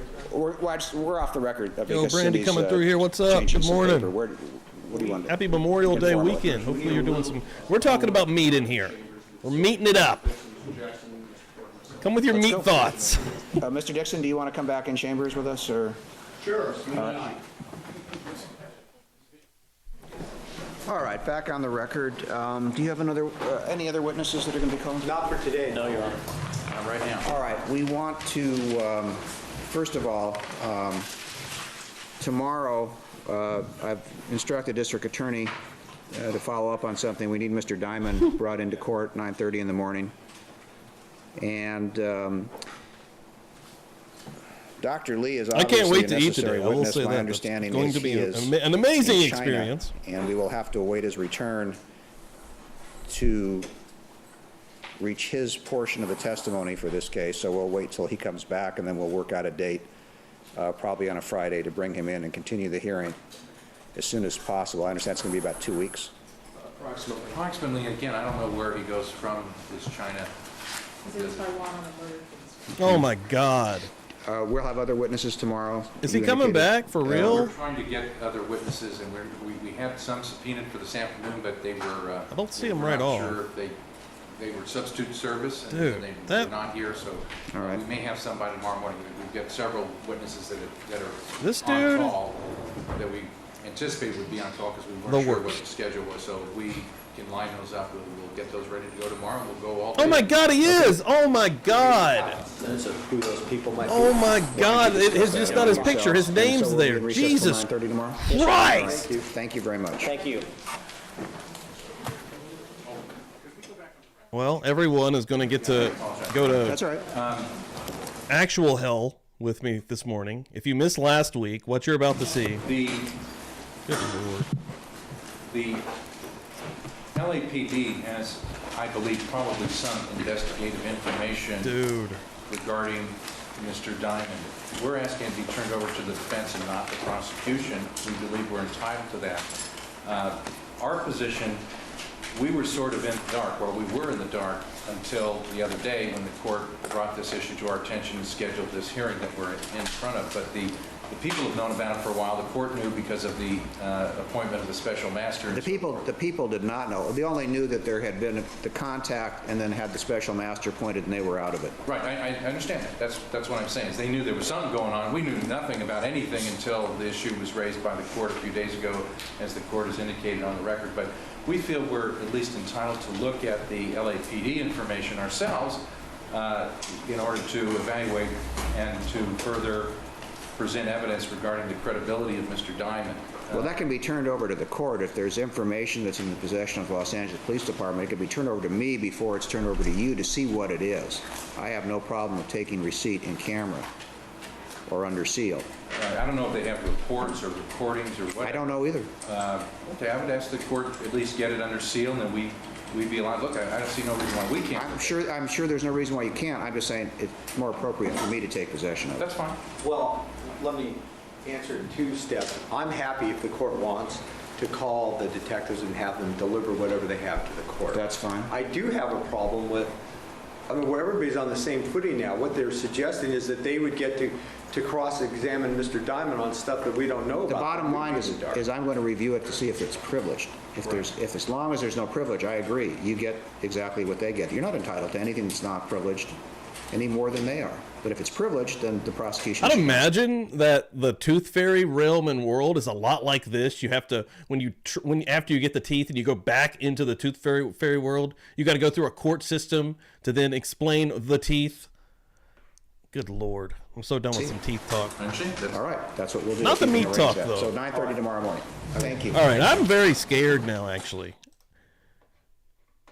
All right, we're going to do hold on real quick. Oh my God, it's 44 minutes. It can't be too much longer. Everyone is about to see a guy by the name of Gregory Diamond, who last week is the most evasive witness that I've ever seen in my freaking life. This dude is insane. He won't say anything. He's basically just talking to the judge after every single question, and the judge is like, listen. Over and over and over. We're about to see that. Thanks everyone for hanging out in here this morning. I appreciate it, guys. If you have not, hit that like. It really helps me out here. Try to get this thing in the old YouTube algorithm. And yeah, share this out as well. I made a post over on X, on Twitter. If you guys would share that out, that'd be fucking awesome. I'd appreciate it. And yeah, let people know. Tell a friend about Publicly Buzzed here and keep this thing moving and growing. But yeah, I'm going to do a quick little stinger here. And yeah, my stinger is actually going to be a quick little merch push here. New merch in the shop. I'll put the link in the chat here as well, and we're going to keep rolling into actual hell with Gregory Diamond.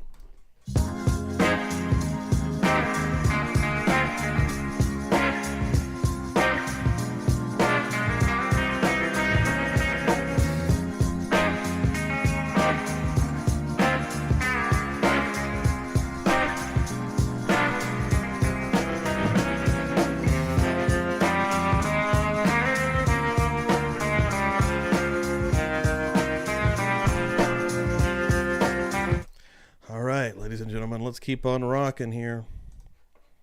We're still early here. Still got some time left. See how many of these videos we can get through this morning. The Honorable Larry Paul Fiddler, Judge presiding. All right, back on the record, counsel. As soon as the judge sees this guy, he's just gonna freak out. I cannot believe we're getting another. Pursuant to 977. It can't be too long because there's two witnesses in a 44-minute time period. Good Lord. Yes, Your Honor. If I could address the court briefly. Sure. I lodged we got real quick. Jessica for Justice, who is in the chat here, is going to be streaming. First of all, if you're not following her on her YouTube channel, do that. She streams all the time through the week. She's doing a lot of morning, weekly news stuff and just kind of talking about news that's happening in real time in her area, around her area, and in the United States, which is endless. She was doing some car chase stuff on Friday, which was nuts. But yeah, make sure you're following her there. But also, I'll put her links there in the chat as well. But also make sure you're following her on Kick, because over on Kick on Sundays they do a really fun stream, and they watch this show called Love After Lockup. And yeah, make sure you're following her all over the place. Clerk, a transcript of the October 27, 2005 proceedings, just a few pages from it. There had been some discussion in chambers, perhaps out here, regarding... Oh shit, I didn't want to do this. Sorry. Real quick. before I forget, I do want to show Donna some motherfucking love. $4.99 coming through, passing the plate. Thank you so much, Donna. I'll try to do this during the breaks now instead of just like outright going crazy, but thank you, Donna. Appreciate that. Whether or not the motion about the fingernail, Stan White and the like had ever been heard before. God. We kind of went through our records and came up with this in a rather, well, it appears that it was dealt with, and the transcript is there, so I'll let you read it. Let me take a look at it. Thank you. Well, all right, thank you. To summarize, basically, at that point, Mr. Cutler and Mr. Rosen were present, along with Mr. Sortino. Thanks, Brandy. Appreciate that. Judge Sortino. And the court ruled, both Mr. Cutler and Mr. Rosen indicated they had no knowledge of any fingernail, and I indicated, and the ruling is, if there is any, if there is in possession, or the defense is in possession of any evidence taken from the crime scene, the defense knows its obligation to turn it over to the prosecution. Mr. Rosen indicated we know our discovery obligations in the court. I know you do. All right. In any event, that takes care of the motions, and then we started to discuss trial dates. Okay? Yeah, thank you. All right. I remember that. Okay. Ready to proceed? Yes, the court yesterday asked me to contact Greg Diamond's lawyer, Mr. Olson. I did that in the afternoon, and I believe they're here. Okay. I will indicate that last night, I just got this morning, the Los Angeles Police Department turned over their interviews concerning Mr. Diamond, which you probably want to look at before you examine any further. Now, there's 2 CDs, which I haven't had a chance to listen to. One report is a brief, it's a sort of a summary, and there is a much, well, I can't say one, and there's 1 page and one is 2 pages. Obviously, the 2-page form is longer. What I probably should do is meet with counsel briefly in chambers. The written reports probably are discoverable by both sides, and since I haven't reviewed these CDs, I can't tell you whether there are any confidential matters that shouldn't be turned over. So why don't we go briefly into chambers? You might want to take a look at it, and we'll decide how we want to proceed. This can be off the record. I think we can just do this informally. All right. Your Honor, I would of course like to review that as well. All right, you may come back. That's fine. All right, back on the record. We've gone over the matters that were contained in the interviews of Mr. Diamond. The court finds as follows. They need to be sealed, and I am sealing them, finding that there is an overriding interest that overcomes the right of public access to the records. That would be because they contain privileged matters and would prevent a fair trial in this matter and would evade a statutory privilege, that this overriding interest supports the sealing of the record.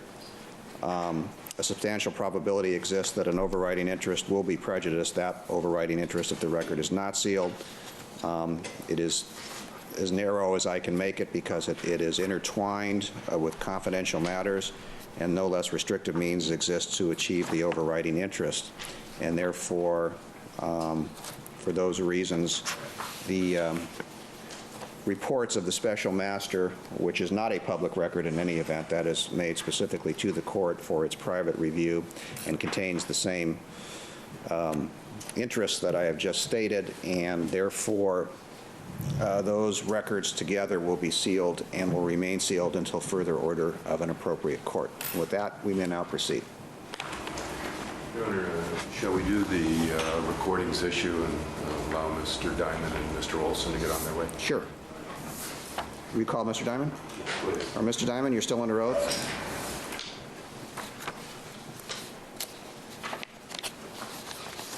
God!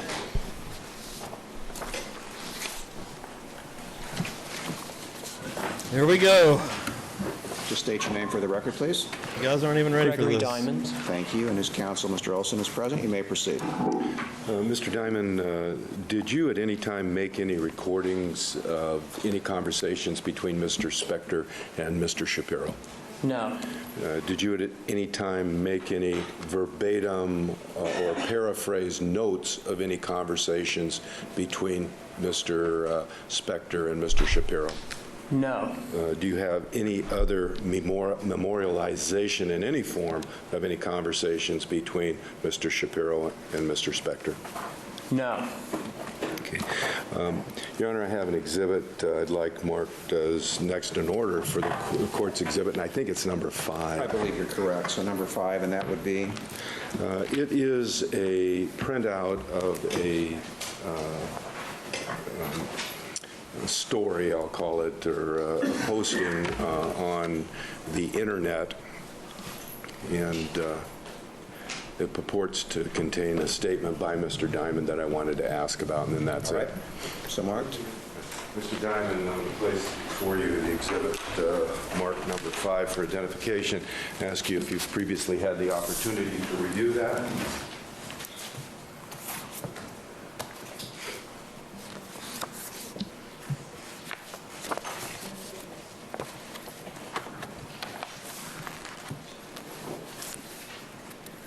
I have.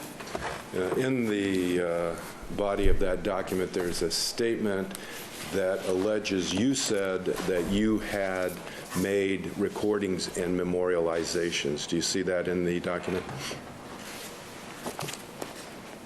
Yes. Did you state to anyone that you had made recordings or memorializations of conversations between Mr. Spector and his counsel? No. Okay, Your Honor, I don't have anything else. Thank you. People? No, thank you, Your Honor. All right, I see why Sarah is the aspiring court reporter, because she takes detailed and amazing notes. Holy shit! All right. With that in mind, subject to recall, sir, you may. All right, we got lucky. We didn't However, have to see the this guy court's for order long. that you not Thank discuss your God. testimony with We're anyone okay. except counsel. We're in this okay. We case really for just either dodged side a or bullet. your own counsel remains in effect. Oh, Pete freaking Thank out. you. No, we're okay. I think we're okay, guys. Yes, you may. You're ready to go, Your Honor. All right. Now present before the court. Thank you. Your Honor, before we begin, I think the people would like to be heard about what Sir, why don't you have a seat wherever you can momentarily? And this witness is who?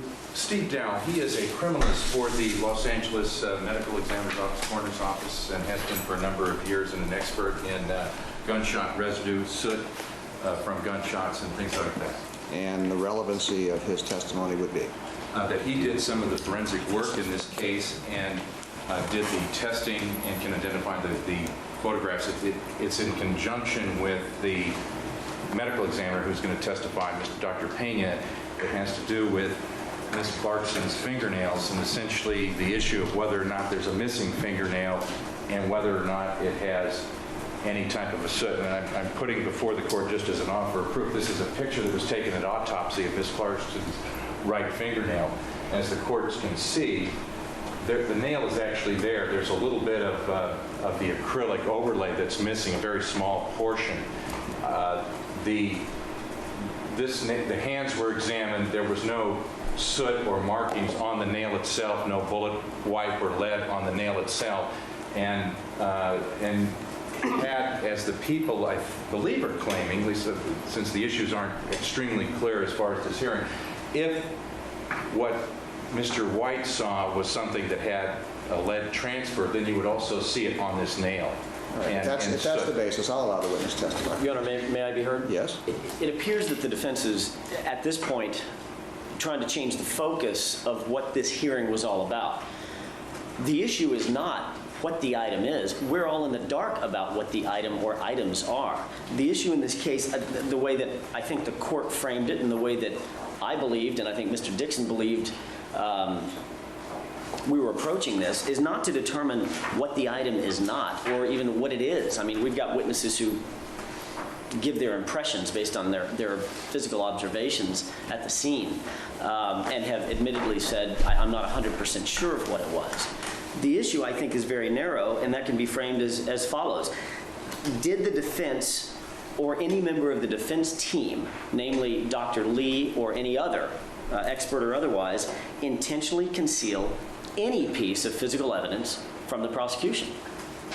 How the defense putting on witness after witness after witness and basically taking a free shot at the forensic evidence outside the presence of the jury is not going to get us any closer to determining whether Dr. Lee put something, whatever it is, a white object of some kind, as described by Sarah Kaplan, into a vial or something else and conceal it and not turn it over to the prosecution, notwithstanding court order after court order.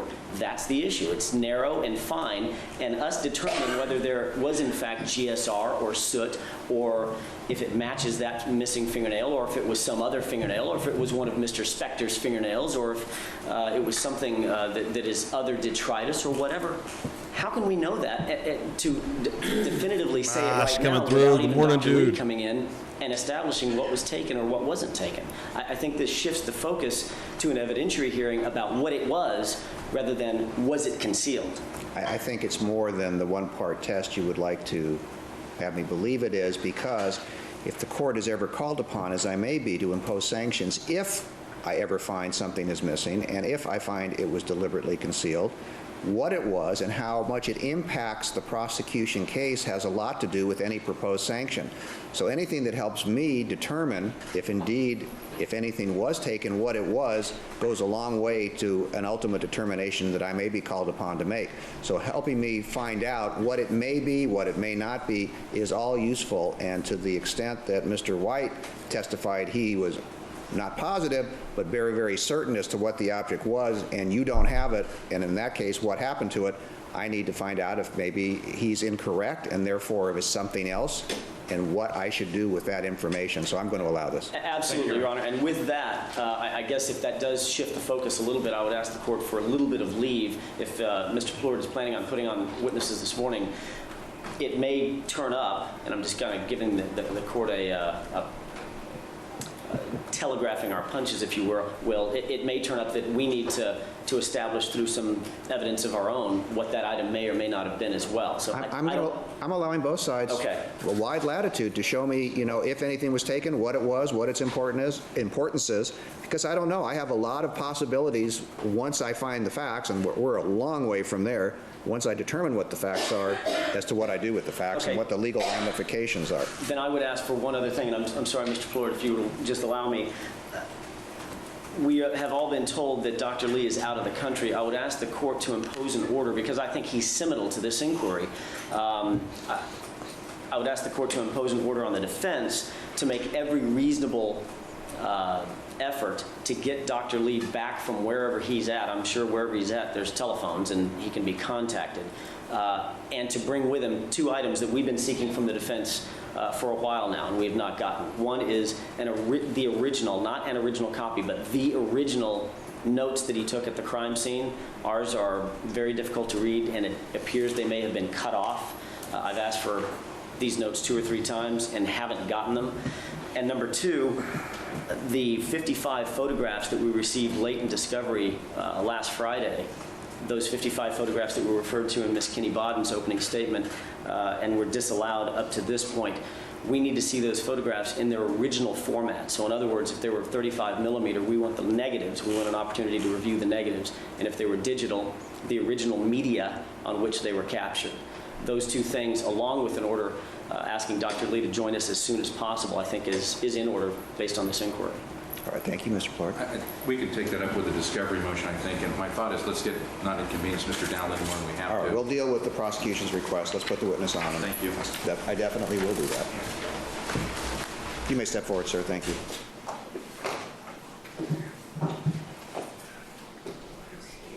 You do solemnly swear that the testimony you give in the cause not pending before this court shall be the truth, the whole truth, and nothing but the truth, so help you God. I do. Thank you. Please be seated. Please state and spell your first and last name for the record. Stephen Dowell, Stevendowell. Could you pull that microphone underneath your chin, sir? I'm having problems hearing you. You're very soft-spoken. Thank you. You may proceed. Thank you, Judge. Good morning, Mr. Dow. Good morning. My name is Linda Kenny Bodden, and you and I just informally met there when I turned around and shook your hand. How are you today? Good, fine. Okay, thank you for coming on such short notice. Bodden. Now, I'm going to go through some early housekeeping questions just to establish who you are, and I'm going to try to go through them fairly quickly, Your Honor, because I think we all kind of know that. Okay, thank you. You are a criminalist with the coroner of the city of Los Angeles, correct? The County of Los Angeles. I apologize. And you've been doing that for, what, about 28 years now? Approximately, yes. Approximately 28 years, okay. And could you tell us exactly what a criminalist is? I know I hear a lot of people talk about criminologists. Could you explain what a criminalist is versus maybe a criminologist? What you do? Well, my understanding of criminology is basically the sociology behind crime. A criminalist actually applies scientific principles to the examination of physical evidence in crimes mostly. And do you have specialized training to be a criminalist? Yes, I have a Bachelor of Science degree in biology from California State University. I'm a member of the California Association of Criminalists, a member of the Scanning Electron Microscopy Society, and a member of the Microbeam Analysis Society. I've been a criminalist at the LA County Coroner's Office for approximately the last 28 years. Okay. And without pinpointing about exactly, could you give us a ballpark of how many death investigations you've been involved with? Thousands, I would imagine. It would be in excess of 10,000. Okay. And I noticed from your grand jury testimony you've done about 7,000 evaluations on gunshot residue cases. That's correct. And so you've handled about 7,000 cases dealing with gun wounds. Well, the gunshot residue analysis can be done independent of the wound itself, but I do on a regular basis examine gunshot wounds and do debris analysis from those wounds, and that may include examination for gunshot residue, yes. Okay.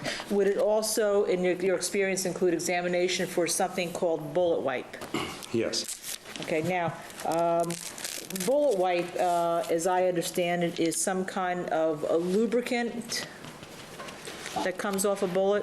It can be that. It can be any kind of discoloration that might be associated with a gunshot wound or what might be believed to be a gunshot wound. Okay. So it's the general examination of that area for any debris and trying to characterize that debris. Okay. And the traditional bullet wipe would leave a ring. Is that my understanding? If it's an entrance type wound.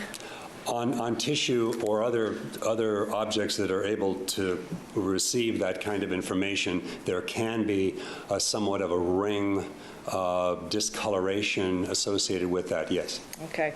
And that ring of discoloration, would that be because it would be the bullet entering the tissue or the clothing, for instance? Yes. Okay.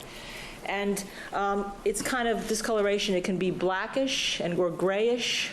It can be either of those or both of those, yes. Okay. And can you see bullet wipe generally? Well, I would say there's a visible component of bullet wipe that you certainly can see without an unaided eye. So there is another type of bullet wipe that might be present that requires more extensive examination, including visual microscopy, X-ray analysis, and perhaps even scanning electron microscopy analysis. Okay. Now, you were actually at the autopsy of the decedent, in this case, Miss Lana Clarkson, correct? Yes, I was. Okay. And let me just, going back to the bullet wipe, I just pulled this off one of the textbooks. Let me just see if, for instance, this is a very poor picture, but it kind of can appear something like that. Yes, it can. And then let me mark this, Your Honor, just for identification since we used it. What's next would be Court 6. Court 6. Thank you. You're welcome. And I said that you were at the autopsy of the decedent Lana Clarkson in this on February 4th, 2004. Do you remember that? Yes, I do. Okay, and you were there in your capacity as a criminalist for the coroner's office, correct? That's correct. Okay. Now, I know at some point, I'm going to take you a little bit out of order here, at some point you were asked to do a bullet wipe analysis on the fragments of the crown particles that came out of Miss Clarkson's mouth. You do remember that? That's correct, yes. You also were present when her 10 fingers were looked at, correct? Present, yes, but yes, I was present. Do you recall this being the fingernail, the right thumb fingernail that we've all been talking about right here of Miss Clarkson with that part of, you see a part of that acrylic top lifted off? Yes, the photograph has refreshed my memory, yes.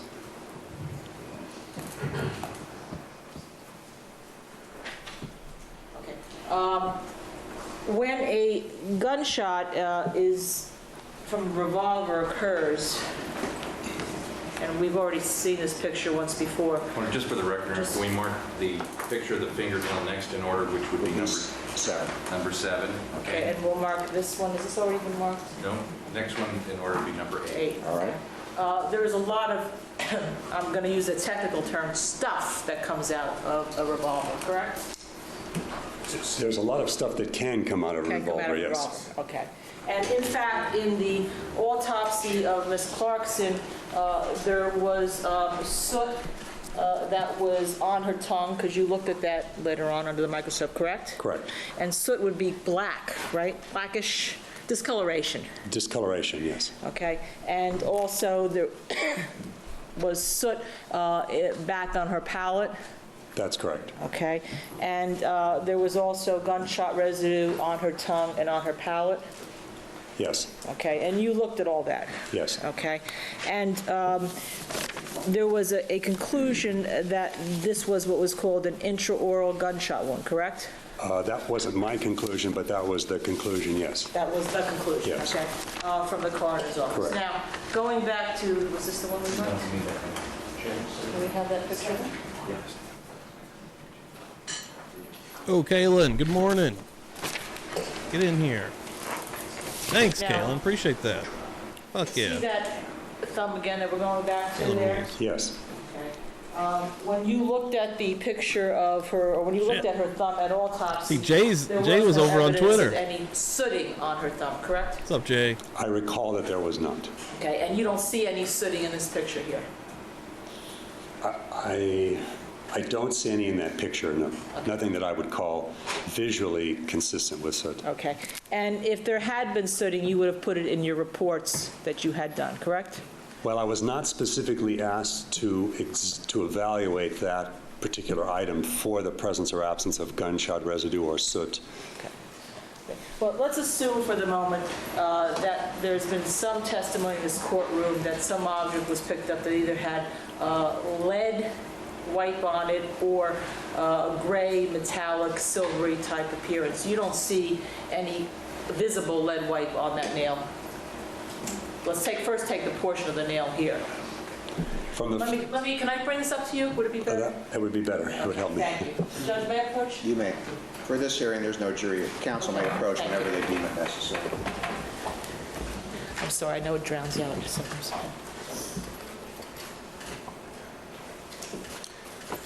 From this photograph that I'm looking at, marked number 7, from the view that I'm looking at, that area of defect on the thumbnail, I don't see anything visually that looks like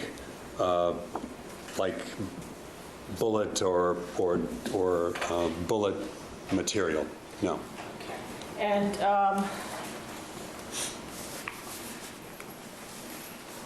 would it be fair to say that given the amount of stuff that comes out, that a bullet material visually wouldn't just miss a portion of the nail? Objection, Your Honor. Well, Since that's not in evidence and just a second. Are you able to offer an opinion on that? My opinion would be that viewing that nail as a photograph would not, for me, be sufficient to reach that conclusion that there was not bullet wipe on that surface. Additionally, this image of this particular handgun going off is just a generic picture of a revolver being discharged. It is the picture of that revolver being discharged at that particular discharge.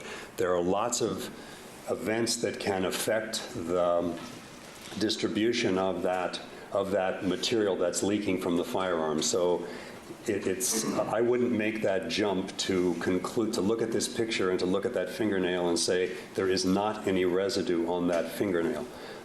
It would be my visual opinion that I don't see any, but I would go to other ways of measuring that or looking at that fingernail area for debris in addition to the visual examination that I would perform. All right, thank you. You may proceed. Okay.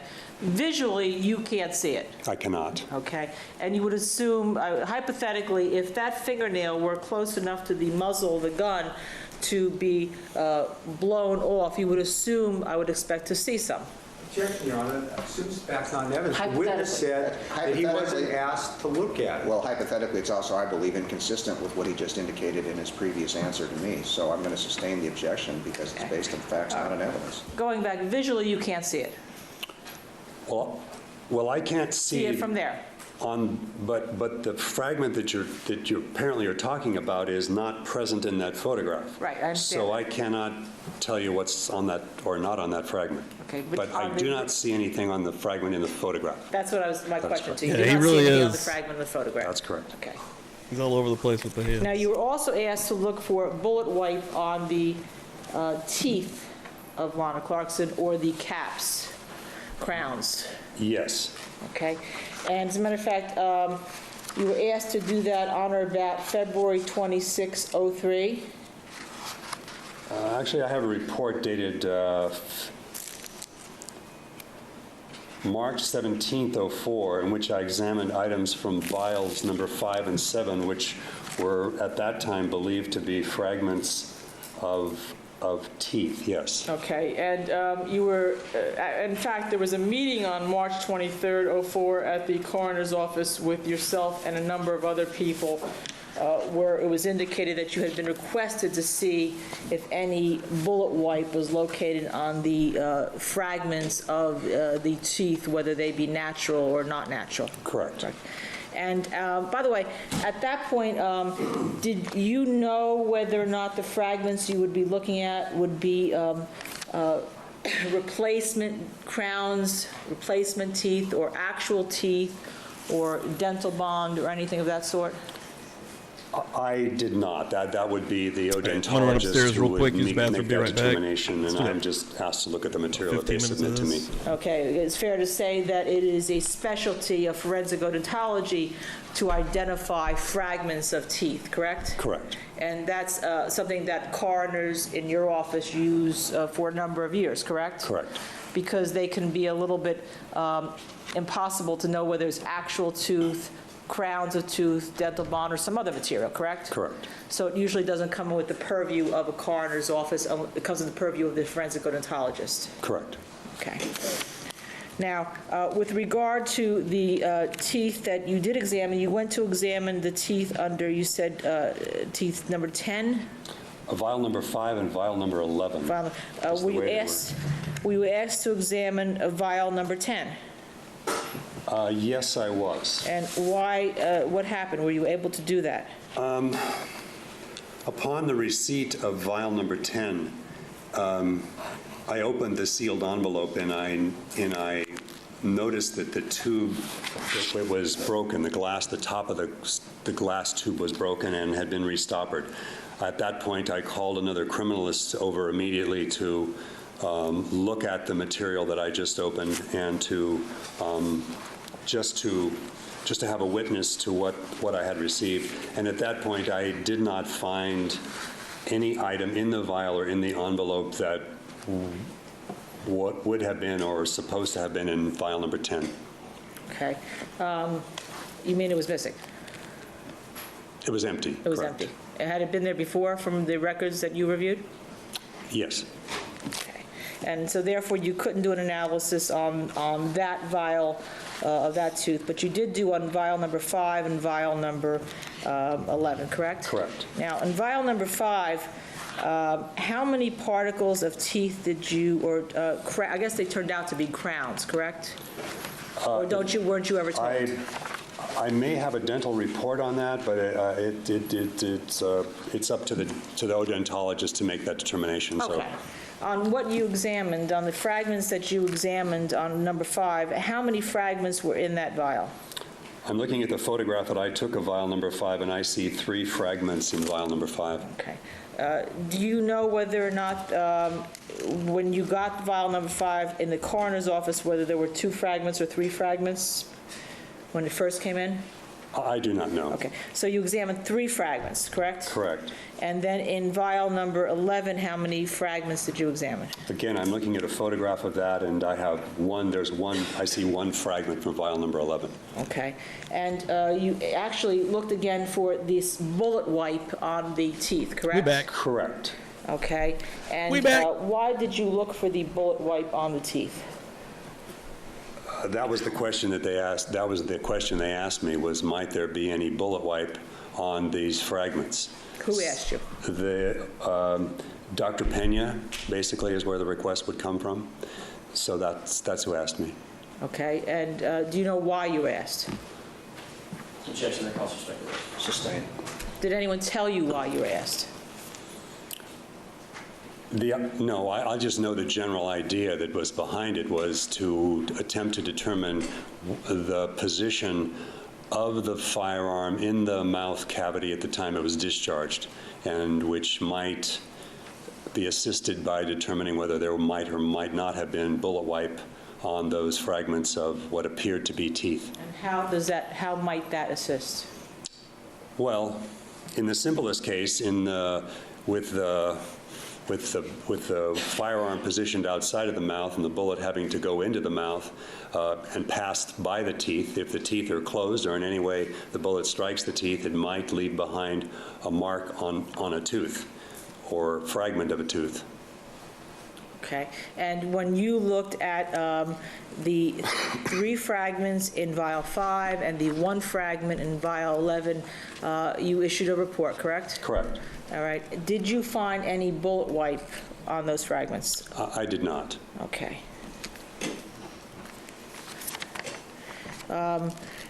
Did the missing particle that was in vial 10 in any way impede your investigation in determining that there was no bullet wipe on fragments in vial 5 and vial 11? Well, I couldn't. When I received vial 10, there wasn't anything in vial 10, so I couldn't make a determination as to whether or not there was any bullet wipe on whatever might have been in vial 10. So I just don't know what may or may not have been on anything that was in vial 10. And you simply don't know, as you sit here today, whether the fragments that were in vial 5 and vial 11 were part of one of the 2 crowns that were missing or the same crown, correct? I do not. Okay. But in any event, you were aware that there was only 2 crowns left on the sides that were missing. I may have at some time been aware of that, but again, that's not something I would necessarily be evaluating. Okay. And did you then give your conclusion to Dr. Pena, who the person asked you to perform this bullet wipe study? And you gave him the conclusion that there was no bullet wipe on the outside or the teeth fragment, any portion of the teeth fragments that you could see? Correct. Okay. Was there soot and GSR, and perhaps we can mark this next in order? That would be number 9. Have my director back writing things, Judge. On the tongue area. Well, I did an analysis, visual and chemical analysis on the... Oh, shit, my bad. Sorry, guys. Fix the sound here. The demon's creeping in. Sections of the tongue. I did a section Demon's from the left creeping posterior in. surface, and I did a section from the right superior surface. I used that as a control. So the surface that I was looking at, in particular for the presence or absence of gunshot residue, was the left superior posterior surface. And the analysis smart was man. what? That there was soot and gunshot residue on the tongue?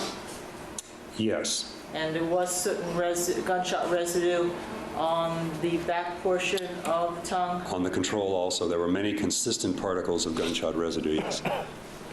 But you did not see any sooting or bullet wipe on the, or sooting on the teeth. Let me start with sooting. On the teeth? On the fragments that you looked at. Well, this fragment in particular, what I made that evaluation from was a sticky tape lift from that area. Right. So that's not the kind of sample that I would use to do an evaluation for soot. That would be normally done with just a dissecting microscope looking at the gross object itself. Okay. But visually, you could see sooting on the tongue at the autopsy, correct? I believe I saw sooting, but again, that opinion is the doctor's opinion. I understand. Yes. I'm just asking what you Yes, saw. Visually, yes. you saw sooting, and visually, you did not see sooting when you looked at the fragments in vial 5 and 11. Visually. I did not, and I would answer the question about sooting. I did not see a discoloration that would be consistent with that. Okay. And if you, at the autopsy, had seen any sooting or bullet wipe on any of the nails, would you have written that in your report or in your notes? Well, that item would have been collected and further examined, yes. Okay. And do you have any records of collecting and further examining any of the 10 nails of Lana Clarkson in your file? I do not. Can I just have one moment? You may.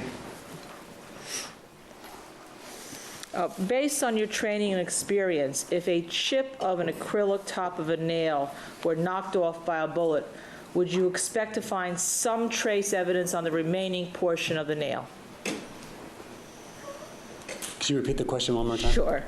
Based on your training and experience in attending the autopsy, if a chip, as we have chip, on an acrylic of a nail was knocked off by a bullet, would you expect to find some trace evidence on the remaining portion of the fingernail or the acrylic on the fingernail? Jackson calls for speculation and proper hypothetical. There's not enough information here to answer. If that's true, then the witness can tell us. He's asked if he can offer an opinion based on his training and experience. Can he?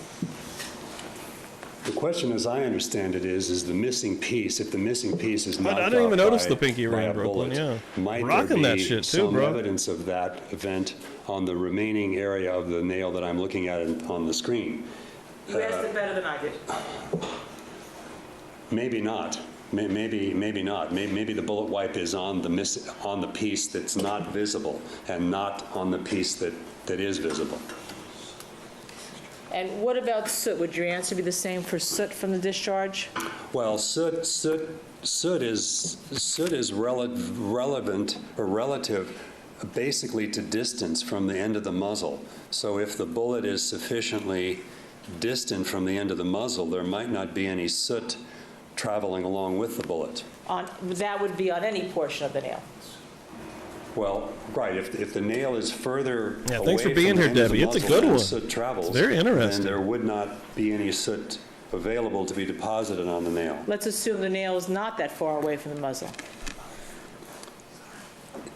You know, it's a matter of what exactly is that interaction? What exactly is how exactly does the bullet strike that area, and might there have been some other object to block the deposition of soot? Or my answer would be you may or may not see soot. What about if the nail was in the mouth, given the mouth had sooting in this case?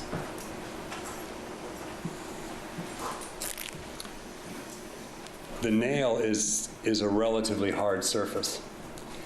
In a simple case, if the nail is in my mouth and a gun goes off and there's soot on my nail and my nail wipes in my lip on the way out, it could be gone. I mean, it's hard to answer general questions because my only answer could be either way. It would Depends. depend on the entire circumstance, Depends on the correct? entire circumstances, It would yes. depend on looking at all 10 of the fingers, correct? Yes. It would depend on looking at all the clothing, correct? If there was sooting on the portions of the clothing or GSR. Well,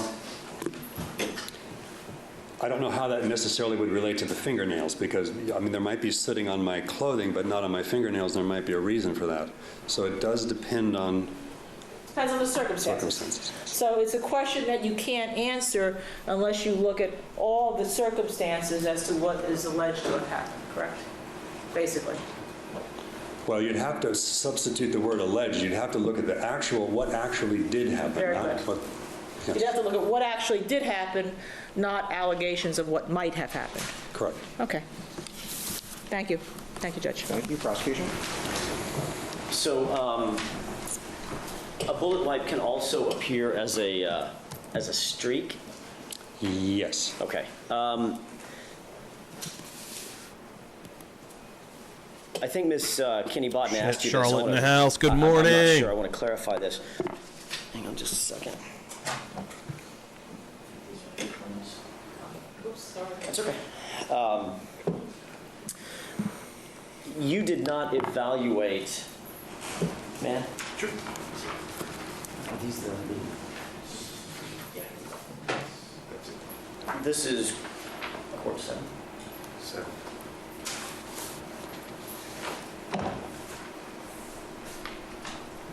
It's right in the light. The lights. Can you sort of see the thumb in the middle of that? Yes, I can. Okay. That's a photograph, as you understand it, of Ms. Clarkson's right hand, correct? Correct. You did not evaluate her hands and thumb for soot or bullet wipe or residue, you indicated, correct? I did not. All right. If you had information that there was bullet wipe, for instance, on a missing part of the nail, might that have changed your evaluation and how closely you looked at her hands and nails during your entire evaluation of her, your evaluation of her at the coroner's office?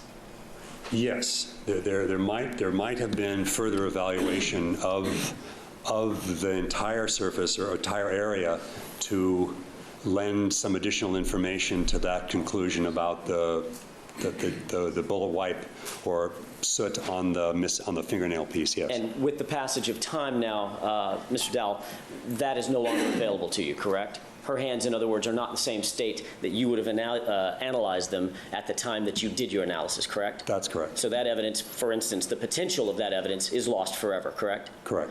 If you had, in fact, information that the missing part of the nail had some evidentiary value to it, in other words, if that had been provided to you at the time you did your analysis immediately, that could have and probably would have changed your analysis on her hands and fingers, correct? Yes, there would have been and could have been additional material taken from the hands to get a better evaluation of what that particular item and the value of that particular piece of information might have been. Is it possible, Mr. Dowell, I think you may have answered this on direct examination. Let me ask it one more time to clarify. Is it possible that you indicated that you do not visually see bullet wipe on this photograph, Court 7, correct? Correct. Is it possible that there could be bullet wipe on the missing portion of the acrylic nail that you just don't have access to? Yes. I mean, that is a potential possibility. Correct. Is there such a thing as a potential possibility? That was a bad question. It's so vague, I'm just letting it go by. It's not a scientific term. Kind of like stuff. Right, stuff. There you go. Hey now, hey, that's all. And you indicated calm that, of course, with regard to the missing portion of that nail, lost out here. It could have been knocked off by a bullet, and you would not necessarily expect to see trace evidence. I believe this was your testimony, trace evidence on the rest of the hand. There are other factors that could affect that, correct? Correct. Okay. May I have just a moment, Your Honor? You may. No, that's all. All right, thank you. Redirect. Two areas. Now, you know that the nail is still at the Los Angeles Sheriff's Department lab, correct? Do you know that? I don't. Okay. I guess then you've not been asked to look at the rest of the nail to see if there's any bullet wipe on the rest of the nail. Yeah, that's what was super informative. And you've not been asked to look at that nail to see if there was any gunshot residue on that nail. I have not. And you've not been asked to look at that nail to see if there was any indication of fragmentation or bullet wipe underneath where the acrylic meets the nail. I have not. Do you know if anybody has? I do not. That That's all I have. Thank you, Judge. Thank you. Nothing further. Nothing further. All right, subject to recall. You're excused. Thank you for being here. You may step down. Want to see if you have another witness? Yeah. I can definitely sit in this chair, though. I think. Yeah. See, I'm a witness. I can become a witness in the Phil Spector trial quite easily. What do we got next? We still got a little bit of time here. Let's see what we got going on. Who is next? Okay. 38 minutes. Let's rock and roll here. L.A. County Coroner Senior Criminalist Jamie Lintmoot, I'm saying Lintmoot, takes the stand. Never heard that last name in my life. What was it again? Criminalist. Let's see what she's got to say. Thanks, everyone, for being in here. Appreciate it. Jay coming through. Just saw Jay over on Twitter in the chat also. Thanks, dude. Appreciate it, bro. What's happening? Happy Memorial Day weekend. I hope you're going to be cooking some meat later. We've had a lot of meat chatter here in the comments today. Thanks, man. Appreciate it for coming in here. This is fucking... This whole trial has been extremely entertaining, crazy, sad, mind-numbing. I've went through a roller coaster of emotions with this thing. State the spell your first and last name. Jamie Lintmoot. Jaime. Nailed it. I said that right. Lintemoot. Thank you. Thank you for coming on such short notice. Could you tell the court what your occupation is, please? I am a senior criminalist at the Los Angeles County Department of Coroner's Office. And what are your duties at the Los Angeles County Coroner's Office, if you could just give us a brief description of those? About 90% of my duty involves toxicology, which is the analysis of blood and other specimens for the presence of drugs. Bro, y'all don't want to see my lawn right now. There's a portion of my lawn that actually looks crazy because I've yet to hit it with the old weed eater because I've just been lazy. I have a riding lawnmower and it's not like massive at all. Like on a riding lawnmower, it takes about 30 minutes. But there's like weird little hills and spots, so I don't hit everything with the riding lawnmower because I feel like I'm going to flip over. So, and I'm no lawn care specialist by no means, as you can imagine. But I have one of the battery powered weed eaters. And, I love it. It's lighter than the gas powered ones. It does the trick. It's sweet. I like it, but I still don't feel like just going to town on every single spot of my yard. Again, if it takes 30 minutes to actually mow it on a riding lawnmower, that's a lot of going. So, I hit the spots that mainly that I want to hit, right? So there's always but there's this one portion on the side of the house that I've just neglected this entire season. And, but right now I definitely need to go hit it but I got to get some gas. That's annoying. It sucks. The other part of my job is evidence collection at scene and at the Forensic Science Center from decedents or bodies. Okay. I want to direct your attention to the 3rd of February of 2003. Did you have occasion to go to a death scene in Alhambra at 1700 Grandview Avenue? Yes, I did. And what was your role in going to that particular scene? I was in charge of the evidence collection from the decedent at that scene. And when we say the decedent, was that decedent subsequently identified as Lana Clarkson? Yes, she was. And did you see the decedent at the location of the death scene?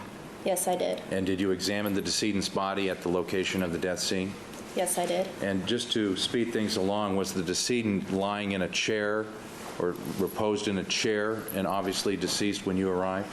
She was in a chair, and yes, she was deceased. And where the hell is Spector? Get the wig in here. 2 weeks without the wig. Evidence, is that correct? Yes, I Not did. happy And about can you it. tell the court what trace evidence is? In other words, give us sort of a definition or a working understanding of what petted that by might be. Bodden. Trace evidence is No doubt. any type of evidence, any type of item that could potentially link a victim to a suspect, a victim to a crime, a suspect to a crime.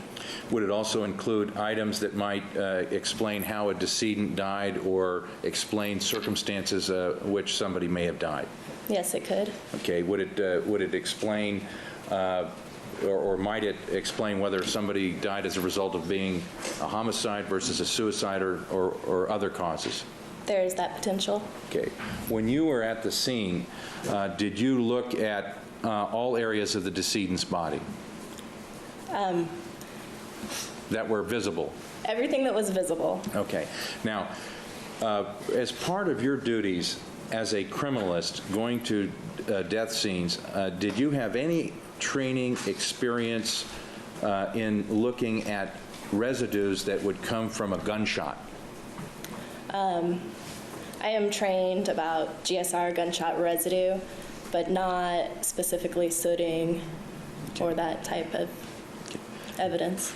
Did you, have you ever had any experience or training in seeing an item or a discoloration that might be some type of sooting or gunshot residue? Objection, Foundation. Do you have, let me ask the witness the question, do you have the, based on your training and experience, the ability to answer that question?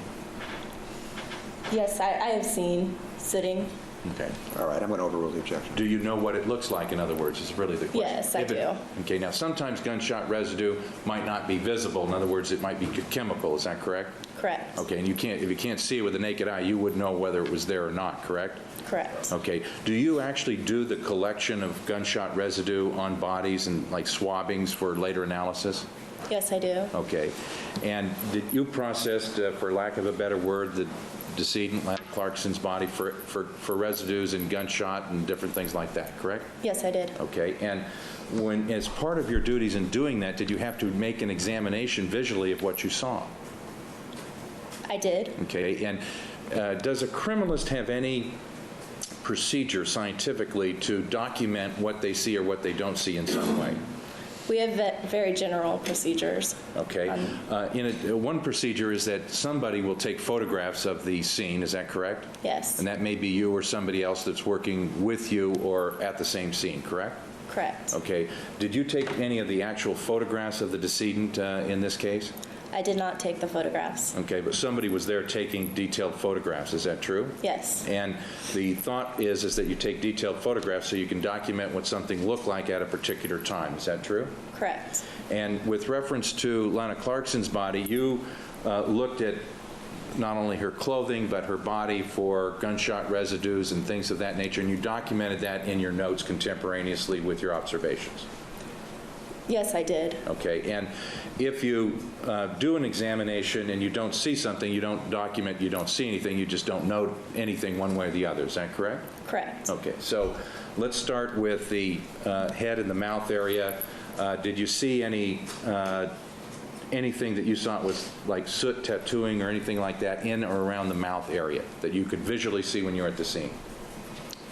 I was not specifically looking for sooting, but I did collect swabs of the mouth region. Okay, and did they later go to a criminalist by the name of Steve Dowd, to your understanding? Yes, I believe so. Okay. Did you do that at the scene? Yes, I did. Okay, did you also look at other areas of the body for and make swabbings? Yes, I looked at the hands and wrists. Okay, and did you swab the hands and wrists for gunshot residue? I did a sticky tape lift of the hands for gunshot residue. Okay. And I swabbed the wrists. Okay. Not necessarily for gunshot residue particles, but for whatever evidence might be there. Correct. Okay. Did you also visually look at that yourself before you did all of this? Yes, I did. And did you document in your notes your observations that you thought were pertinent to your evaluation of that evidence? Nothing stood out as obvious. Okay. In other words, okay, let me ask you this question. On Ms. Clarkson's hands, did you see any obvious soot or soot tattooing that you recognize as being something from a gunshot? I did not. Okay. In particular, her fingers. Did you see on any of her fingers anything that looked like soot tattooing, or that might be associated with a gunshot? There was nothing obvious to me. Okay, and did you examine the fingers to see if you saw anything such as that? I did examine the fingers. Now, one of the things that you would look at on the fingernails also would be, you would look at the fingernails to see if there were any traces of skin or blood that might suggest that there was a struggle or anything such as that. Is that correct? I would look. Okay, and if you saw something that was reddish or a piece of tissue, as if somebody had scratched somebody, you would note that in your notes, and then you would make sure you collected that evidence. Is that true? Yes, I would. Then you would send that evidence to a criminalist who would do DNA testing to see if that associated somebody with the crime. Is that correct? That is correct. And did you see anything on her nails, on her fingers, that looked like blood or tissue or anything such as that, foreign material? I did not see any tissue. Okay, and you made an examination of her hands to see if there was something visible. Is that true? That is true. Now, even if you can't see blood, there still may be blood or foreign tissue under a nail that you just visually can't observe. Is that true? That is possible. So you still collect the nails, and you still swab the nails, and you send that for DNA analysis to see if microscopically and scientifically, using DNA technology, something can be developed that's not even visible to the naked eye. Is that true? I would collect the nails, yes. Okay, did you do that in this case? Yes, Well, Mark, I did welcome in not here. collect the nails specifically, but I took scrapings underneath of the nails. Okay, can you describe to the court what you did as to these scrapings of Lana Clarkson's nails? Okay. I took a manicure stick, which is about a 6-inch long wooden stick, and I used it to scrape underneath of the fingernail to pick up any sort of trace material and place that inside of a white paper bindle, sealed it in a small physical evidence envelope, and then it would go on to the crime What's a lab for bindle? analysis. Okay, I'm showing you now what's marked as exhibit number 7. And do you recognize that as the right thumbnail for Lana Clarkson that appears to have a broken piece of acrylic on top of the actual natural nail? That is correct. You remember that, don't you? I do. Okay. I'm going to mark another exhibit. What would be next in order? 11. This is just an enlargement of that. Is this one of the nails, ma'am, that you collected at the scene and evaluated at the scene of Lana Clarkson's death? Objection. It's vague as to the word collected at the scene and evaluated. Let me rephrase it. All right, you can break it down. There's actually, it's compound. The right thumbnail, did you notice a portion of an acrylic missing from that nail? I did notice a portion of the nail was missing. Did you take note of that? Yes, I did. Why did you take note of that? What was the significance as you understood it at the time you observed it? In forensics, there's the possibility that you will find the match to that nail at the scene or somewhere else. It's all to get a physical match. Okay. And is there the possibility that the nail, if it was broken during a struggle or as a result of some other mechanism, you might find foreign material on the area around the nail? It's possible. Okay. Did you swab that nail and collect that nail for later analysis by another criminalist? So there were 2 things that were done with that nail. Okay. I took scrapings of underneath the natural nail, and I also had the entire nail excised so that at a later date, if somebody found the missing part of the nail, they could make a physical match. Okay. And if somebody wanted to microscopically look at the nail to see if there was some gunshot residue or lead transfer from a bullet, they could do that too. Is that correct? Yes, they could. And so you took the entire nail off. Is that accurate? That is true. Now, in addition to, and so I want to mark on exhibit number 11, you took the entire nail, and I'll just draw the general outline of it. Is that correct? Is that accurate? That is correct. Okay. And did you see on the area of the human nail, did you see any type of skin transfer or discoloration, blackish, reddish material or anything like that? Nothing obvious stood out to me. Okay. Did you see any evidence on the finger or the portion that was there that finger, that thumb, was hit by a bullet? Any transfer evidence or trace evidence at all? I can't answer that question. Okay. Let me ask you this question. With reference to your evaluation of various evidence that you collected from the body of Lana Clarkson, did you also look at her clothing, what was on her clothing, things of that nature? To some extent. Okay, was that something that would have been collected and looked at more carefully later by other people? That is correct. Did you do any tape lifts from any of her clothing that she was wearing when she was found? I did do a tape lift. Okay, and did you document items that you thought you saw when you did those tape lifts from that clothing? Yes, I did. And in your notes and in your records, did you document possibly a nail on her slip in her lap someplace? I documented a piece of white material. I put in my notes it could potentially be nail or tooth fragment that was on her slip. Okay. It was not collected with the tape lift. Okay. Was it collected some other way? Yes, it was. Was it collected by yourself? Yes. Were there some missing, did the decedent have missing teeth? There were some fragments of her teeth that were missing. Did you do anything with the weapon that was found? I did not. Okay. And the tooth particle that was found, you saw something that you thought might be a nail or tooth particle on her clothing, is that correct? Potentially. Potentially. And did you, how did you deal with that evidence? In other words, what did you do to photograph it and collect it, just in general? I documented it in my notes. I then had it photographed, and then I placed it into a paper bindle and sealed it in a small physical evidence envelope. Did you give it an item number? It would have the coroner case number. Okay. Did you label it in any way as to where it was found and how many different items of evidence were in that paper bindle? Yeah, there was only one item of evidence in that paper bindle. The outside of the envelope was labeled that there was a piece of white particle or white material found from the top of the decedent's slip. Okay, when you refer to a nail, do you sometimes refer to that as a fibrous type material? No. Okay, what if you don't know what it is? What's fibrous type material when you use that word in your work?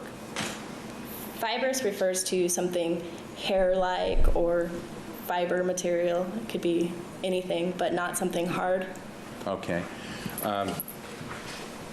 Looking at exhibit number 11, this missing piece, how big is that? There's no scale in this photograph, but how big was that, if you could tell, as far as that portion of that acrylic that would be missing? I don't recall specifically how big it was. Okay. But the blackened area, that would be a thumb, that's the whole thumbnail, is that correct? So it would be substantially smaller than a thumbnail-sized object, correct? Correct. Okay. We can have a minute. Yes. Now, the fibrous material, well, did you note in your notes of the slip that there was fibrous material on it? I did, in my notes. Did you collect that? Yes, I did. And did you label it with the other items, or did you separately label that?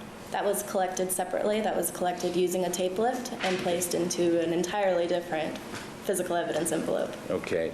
And when you collected this material that was either like a fingernail or dental material, one or the other, you're not sure what it was, did you give it an evidence collection number? How did you describe that? At our office, it just gets the coroner case number, which would have been 2003-00937. And then there's a brief description. I described it as white material. And then there's a spot on the envelope for where it was recovered from. And I recovered it from the decedent's slip or dress. In your notes, you use the word, at least, fingernail material. In one spot in my notes, I indicate that it's possible nail. Okay. In another spot in my notes, I indicate that it's possible nail or tooth material. But again, that's possible. It could have been anything. Okay, and you just didn't know what it was. Correct. Right, okay.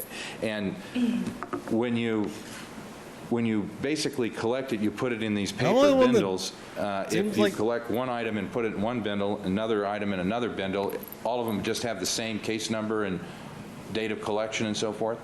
They have the same case number, same date of collection. They have different collection times, and they've got different descriptions and descriptions of where they were located from. Okay, so on the bindle, you document where it was found and the time that it was located and collected. Is that correct? That is correct. Okay, so you could, and then in your notes, you could correlate one item versus another based upon those descriptions and the times and so forth. Is that correct? Correct. Okay. Very good. Thank you, Your Honor. Nothing further from this witness. Thank you. Cross-examination. Your Honor, may I have 5 minutes? Certainly. We'll be in recess for 5 minutes. Thank you. Step down if you wish. Okay. Order court to get in session. All right. The parties and the witness are present as heretofore. You may resume. Thank you, Your Honor. Where is the defendant? I just have a Where is very Spector? quick questions. Just so we Alan know Jackson up. what we're talking Let's go. about. Do you see, I asked you at the break if you recognize this evidence log. And Your Honor, I don't think I need to mark it as a court's exhibit just for reference. Do you see that? It's a little out of focus. Yeah, All right, that is an evidence log. I'm going to point down at the bottom where it indicates white particle and then SMPF something. Uh-oh. Just trying to get some focus here. I'll help you with this. Work product, isn't it? Studio focus. Do you see where it says white particle? Yes, I do. It's out of focus, but I just showed it to you at the break, correct? Yeah. All right, fair enough. That's small physical evidence envelope. Oh, there you go. White particle, SMPF, PE. And then what, a B next to it? What's that in parentheses? I can't tell. You wrote it. I know. It was the small physical evidence envelope. Really doesn't matter. My only question is that what you were referring to with Mr. Plourd's questions about a piece of a white piece of material that you found on Miss Clarkson's slip dress at the scene? Yes. Okay, I'm going to show you a couple of photographs. Actually, one photograph. And I can go ahead, Your Honor, with the court's permission, Certainly. mark this as court's next in order. 12. I'll place a CT12 on a post-it note. Do you see, and I'm just going to point to it with a pen, you see that white particle that I'm pointing to right there on Ms. Clarkson's slip dress? Yes, I do. Is that the white particle that you were referring to? Yes, it is. All right, and are you aware that that particle was later booked into evidence and reviewed by criminalists at the Los Angeles County Crime Lab? Yes. And are you aware that that was later determined to be porcelain tooth material? Well, this is just for the purpose, and again, since there's no jury, I'm going to allow it. It's in the overall picture. If you need to put on witnesses later as to who originated that, that's fine. I just want to find out. I'm trying to gain a large picture here. Well, that's fine. I just want to object. It's hearsay, no foundation as to this opinion. I understand Leave that. the judge alone! If it comes to be a point tell him. and there's no further foundation laid, and you want to raise that, I'll consider that at the appropriate time in argument. I'll repeat the question, Ms. Lynch, very briefly. Are you aware that that was later examined by a criminalist at the Los Angeles County Crime Lab, and that was determined to be tooth material, not a fingernail material? That is what I heard. Thank you. That's all I have for this question. Redirect. Who was the criminalist that you heard that from? I believe it was Steve Renteria from the Sheriff's Department. Okay, so he's the one that did the evaluation that you just testified about, to your knowledge? I don't know if he did the evaluation. Okay, so, all right, very good. This is another page of the same evidence log that you have before you, and I'm looking at page 2 now of the log, and there's also some documentation of additional white particles. Is that your notation or is that somebody else's? That is not my notation. Okay, thank you. Now, with reference to, may I approach, Your Honor? You may. Mark next in order number 13. What's it going to be? It is a log of people at the death scene. All right, thank you. Having you look at this and tell me if you recognize what it might be.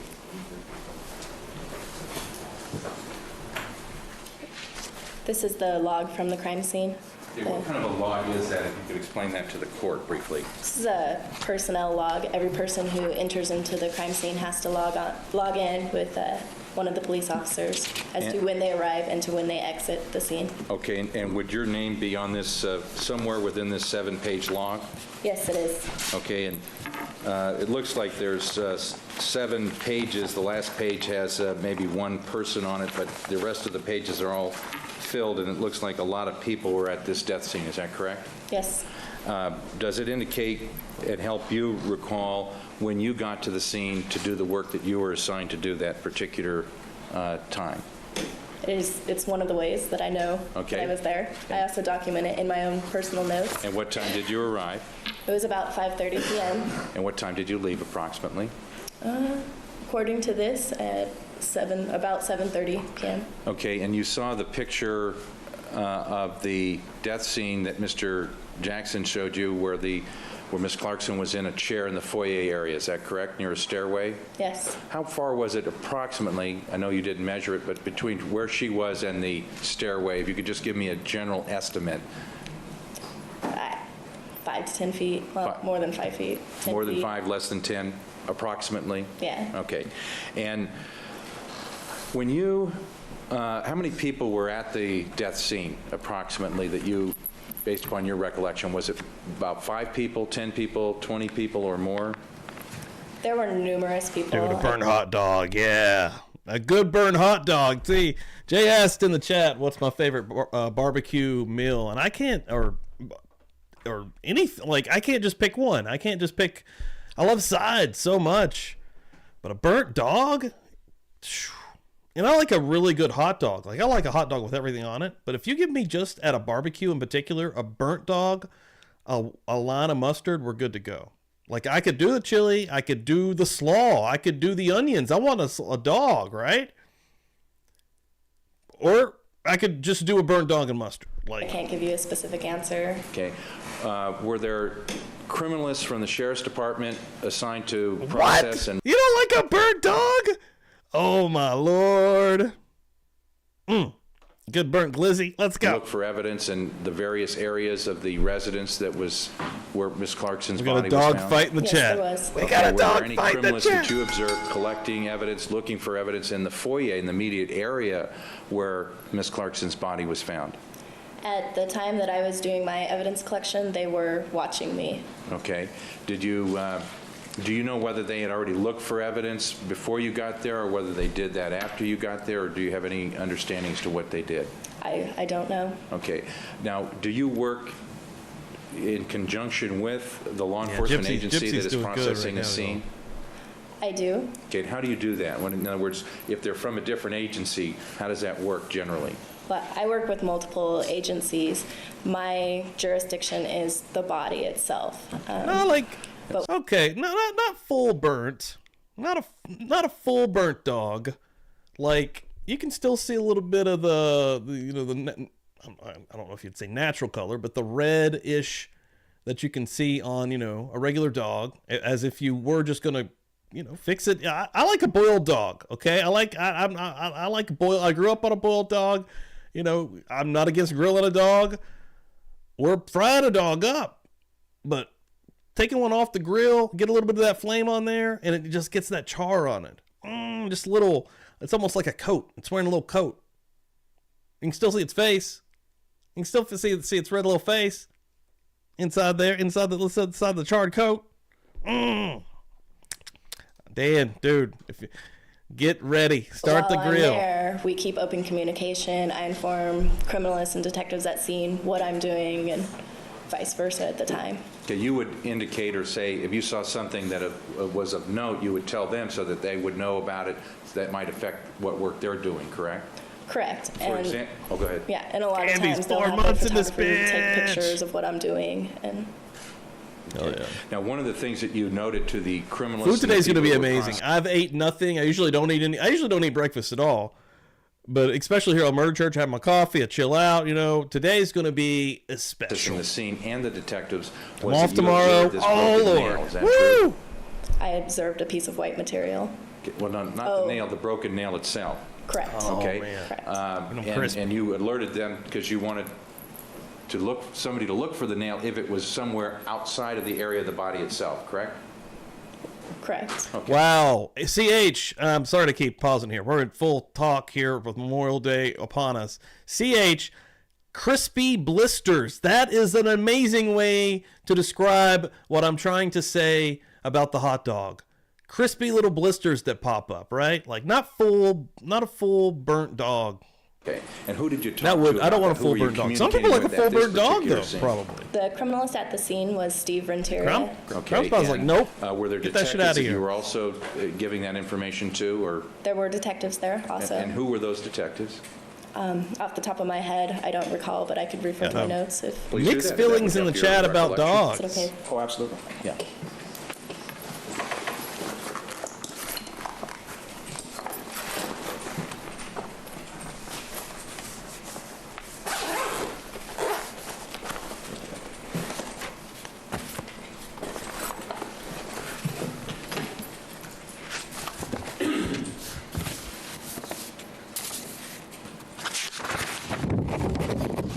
Oh, what is that noise? What is happening? At the scene, Amber were Burns, welcome in here. Fournier, Morning, Tomlin, afternoon, Katz, whatever's and happening. Lynn. Okay, and with the criminalist, I Steve thought I heard a Renteria. zipper, too. How do you pronounce it? Renteria? But I pronounce it pulling a hog Renteria, out. but- Renteria. Fucking Mr. oath. Renteria, you told him about the fact that you had seen something broken on the thumbnail of the decedent. Is that correct? Yes. Okay, and did you point it out to him? I would have, yes. Yeah, that would have been a typical thing you Yeah. would do. And the reason you would do that is to alert him that if there might be some evidence outside of the area that you were looking for, let's say on the floor or some other place that he might want to look for, correct? That is correct. Okay, so he would be alerted to the notion that maybe a broken part of a nail, in this case acrylic, might be somewhere around the body. Would that be a fair statement? That is correct. Okay, and then it would be his job to search the outside areas for that if it was there, correct? Yes. Okay. Now I want to show you another photograph, which would be next in order. 14. And, thank you. It's already marked. Would this be a, not a very good photograph, but a picture of how the decedent's hand was at the scene and photographed at the scene? Yes. And would it be in the position it was in when you observed it before you took a closer look and examined it and took the nail scrapings and things of that nature? Yes. Thank you. Now, I want to show you another document marked next in order, 15. Yes.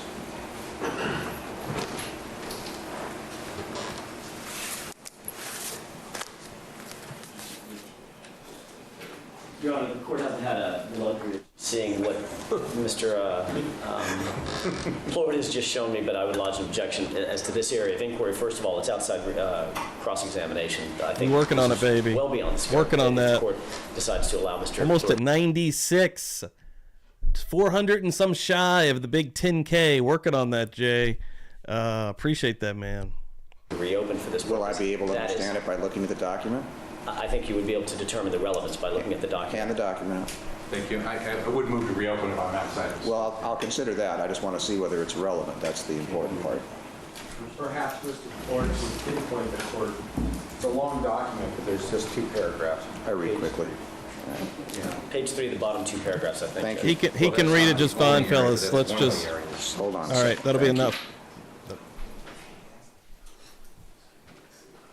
Well, if it goes to an observation concerning blood spatter, why is that relevant at all? It's blood spatter and it's other material that's on the hands regarding the tape lifts, and it goes to the lack of proper photo documentation of the hands, which is a critical issue.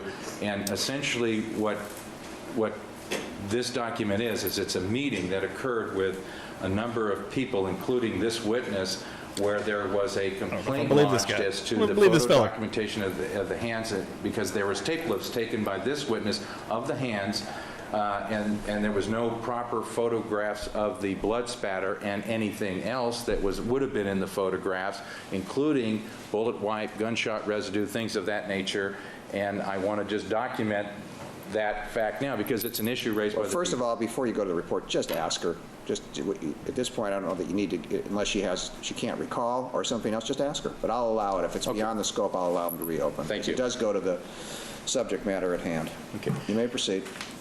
Was there an issue regarding your taking tape lifts from Lana Clarkson's hands and not being proper photographs taken before the tape lifts were made? Yes and no. An issue or question had been raised. Was it, okay, tell us about that.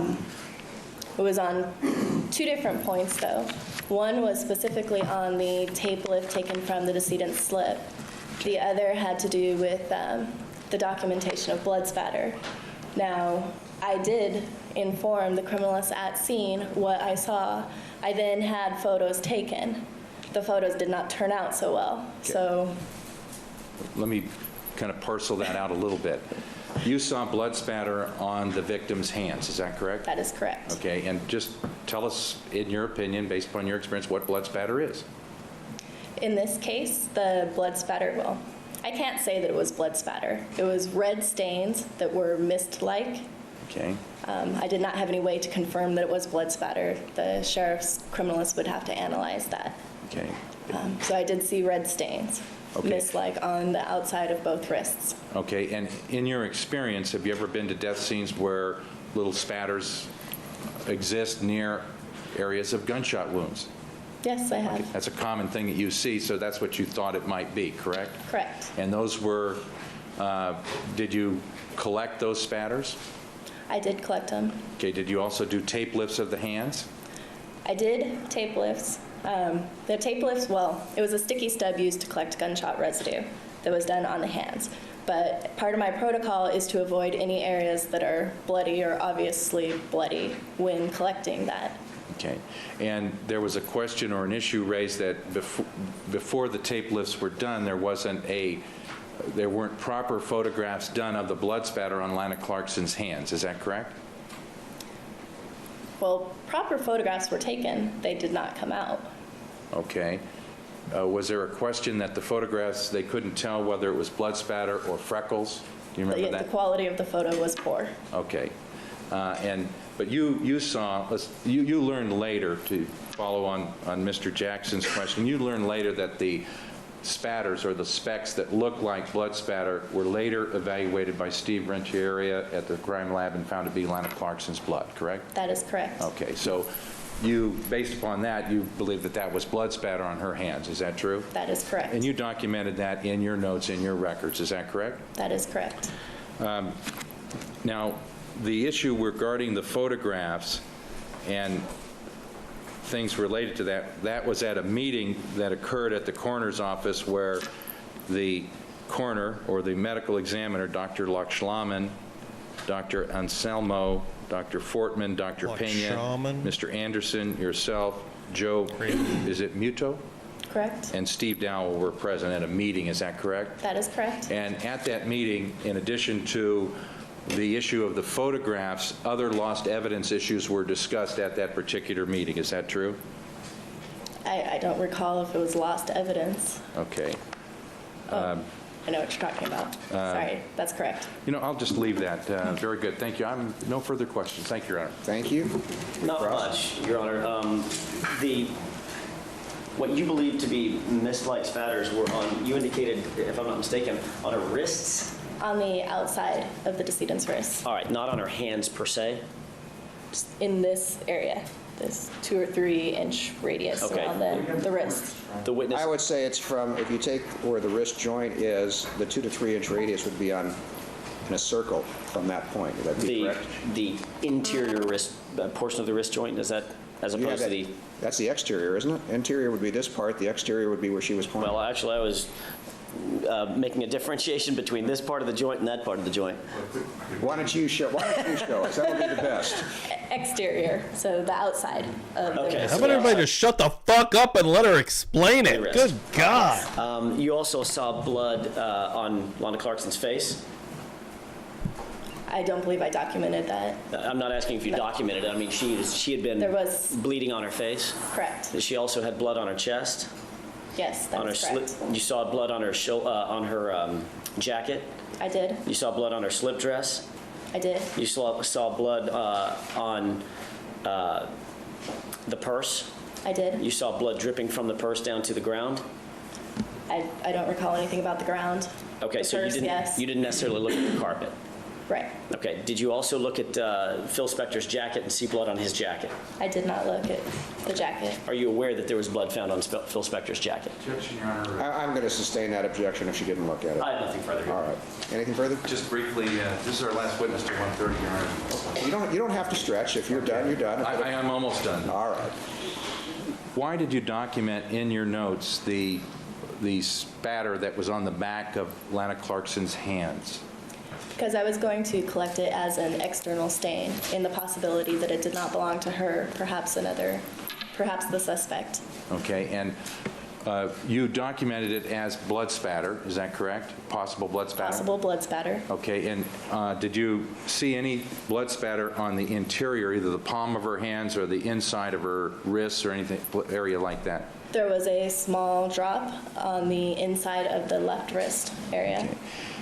Did you see blood spatters on her sleeves near her wrist? I didn't look specifically at the sleeves. Now, the other areas of blood that Mr. Jackson just asked you about, were they blood spatters, or was it flowing blood, or was it something different? Flowing blood. Okay, so it wasn't spatters that you were just talking about, other than on the backs of the wrists. Is that correct?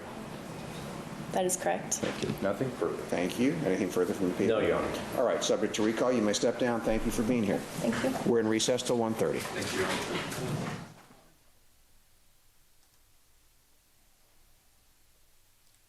Still got. On the record. Back on the record, folks. Yes, Mr. Jackson. I was just informed by folks from my office who are actually taking care of. This doesn't involve this witness. You can go ahead and step down. Thanks. Sorry. Thank you, Mr.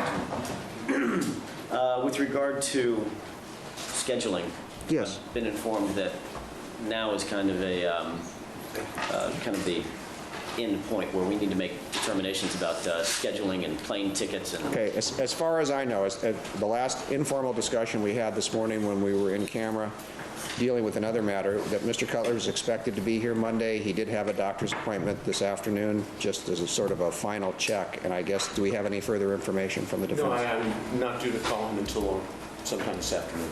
And I think the appointment was scheduled for this afternoon. That is correct. I guess my question would then be, it doesn't sound like anybody's going to be able to answer it.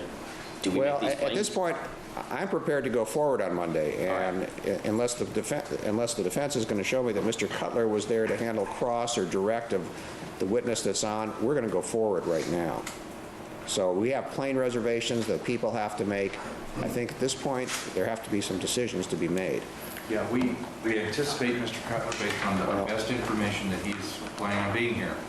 Even if he is not, I will give the defense a heads up, unless you are able to show me that he is due to cross-examine the witness or the witnesses that the people have presented, that his presence is necessary, at least for these witnesses. We are going to proceed. I'm just giving you a heads up. There is a defense team of 1, 2, 4, 5, at least 5 attorneys. You should be able to proceed. Yeah, like, why is everything so slow and weird in this? Like, good Lord. It feels like they're trying to just wait until they can.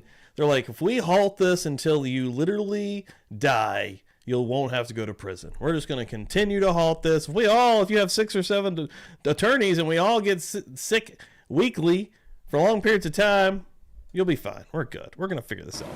What is going on? We need to discuss that issue with our Silly. client. Well, I understand that, but everyone has made an appearance as representing the client.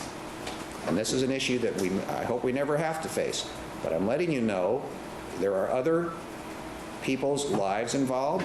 There are other interests involved. There are financial interests involved. And I understand that, Mr. Cutler can't necessarily control his health. But this is a trial that has a lot of people involved in it. Monday at 9:30. We will be back this afternoon at 1:30. Perfect. All right? Thank you. Should we take up the issue of Dr. Lee and the things that Mr. Floyd... We could do that this afternoon. We'll probably, I have another hearing that I did not get to this morning that probably will have to stop about 3 this afternoon. Okay. Just give you a heads up. We've got only one fighting words for some people, CH. All right. Thank you. Just going to see where we're going next. Probably be the last. Got a 26-minute one next. Let's see. LA County Deputy Medical Examiner Dr. Louis Pina takes the stand outside the presence of the jury. Got another 26 minutes in us before we call it quits here. No, I'm probably going to go ahead and call it quits, honestly. Yeah, I probably need to go upstairs and do a few things before I get ready to head over to Dan. So no, we're going to go ahead and call it. I am trying to move through this, as you can probably see, folks. Everyone coming in here today, wow, what an awesome morning. You guys are awesome. Appreciate all the shares that everyone sent out, all the people that are telling their friends to come over, and all the people that stick around. That's the real G's. That's the people that are here for Publicly Buzzed, and I freaking love it, man. It's awesome. So yeah, keep your eyes on everything this week. You never know what's going on. I'm trying to work behind the scenes with Bob, trying to get something going, and Chris Do It. yeah, a lot of moving parts back here behind Publicly Buzzed. But yeah, everyone coming through, appreciate it, guys. Next time you will see me for sure should be Tuesday night, 9 p.m. Eastern time. We'll see what happens. We'll see what we'll be doing. In the meantime, yeah, enjoy today, enjoy tomorrow. Hopefully a lot of you folks are off for Monday, Memorial Day, and the holiday. Hopefully everybody can go and get some food. Is what we need. Good Lord. I'm telling you right now. After all this talk in the chat today. Hold up! Hold up! Good Lord. Hold up! Just chilling. Just chilling. That's what I'm going to be doing a little bit later with Dan. And yeah, one real quick right at the very end. I had one more to show off here. Gambies. I wanted to shout it out too. Remember, for 4 months. Thank you so much. She's hilarious. She's awesome. Great follow. Also over on Twitter/X. All this food talk is going to make lunch amazing. And that is the truth. Let me give you one of these. Happy anniversary. Happy anniversary. Happy anniversary. It's crazy. Time just flies on here. It's absolutely insane. Yeah.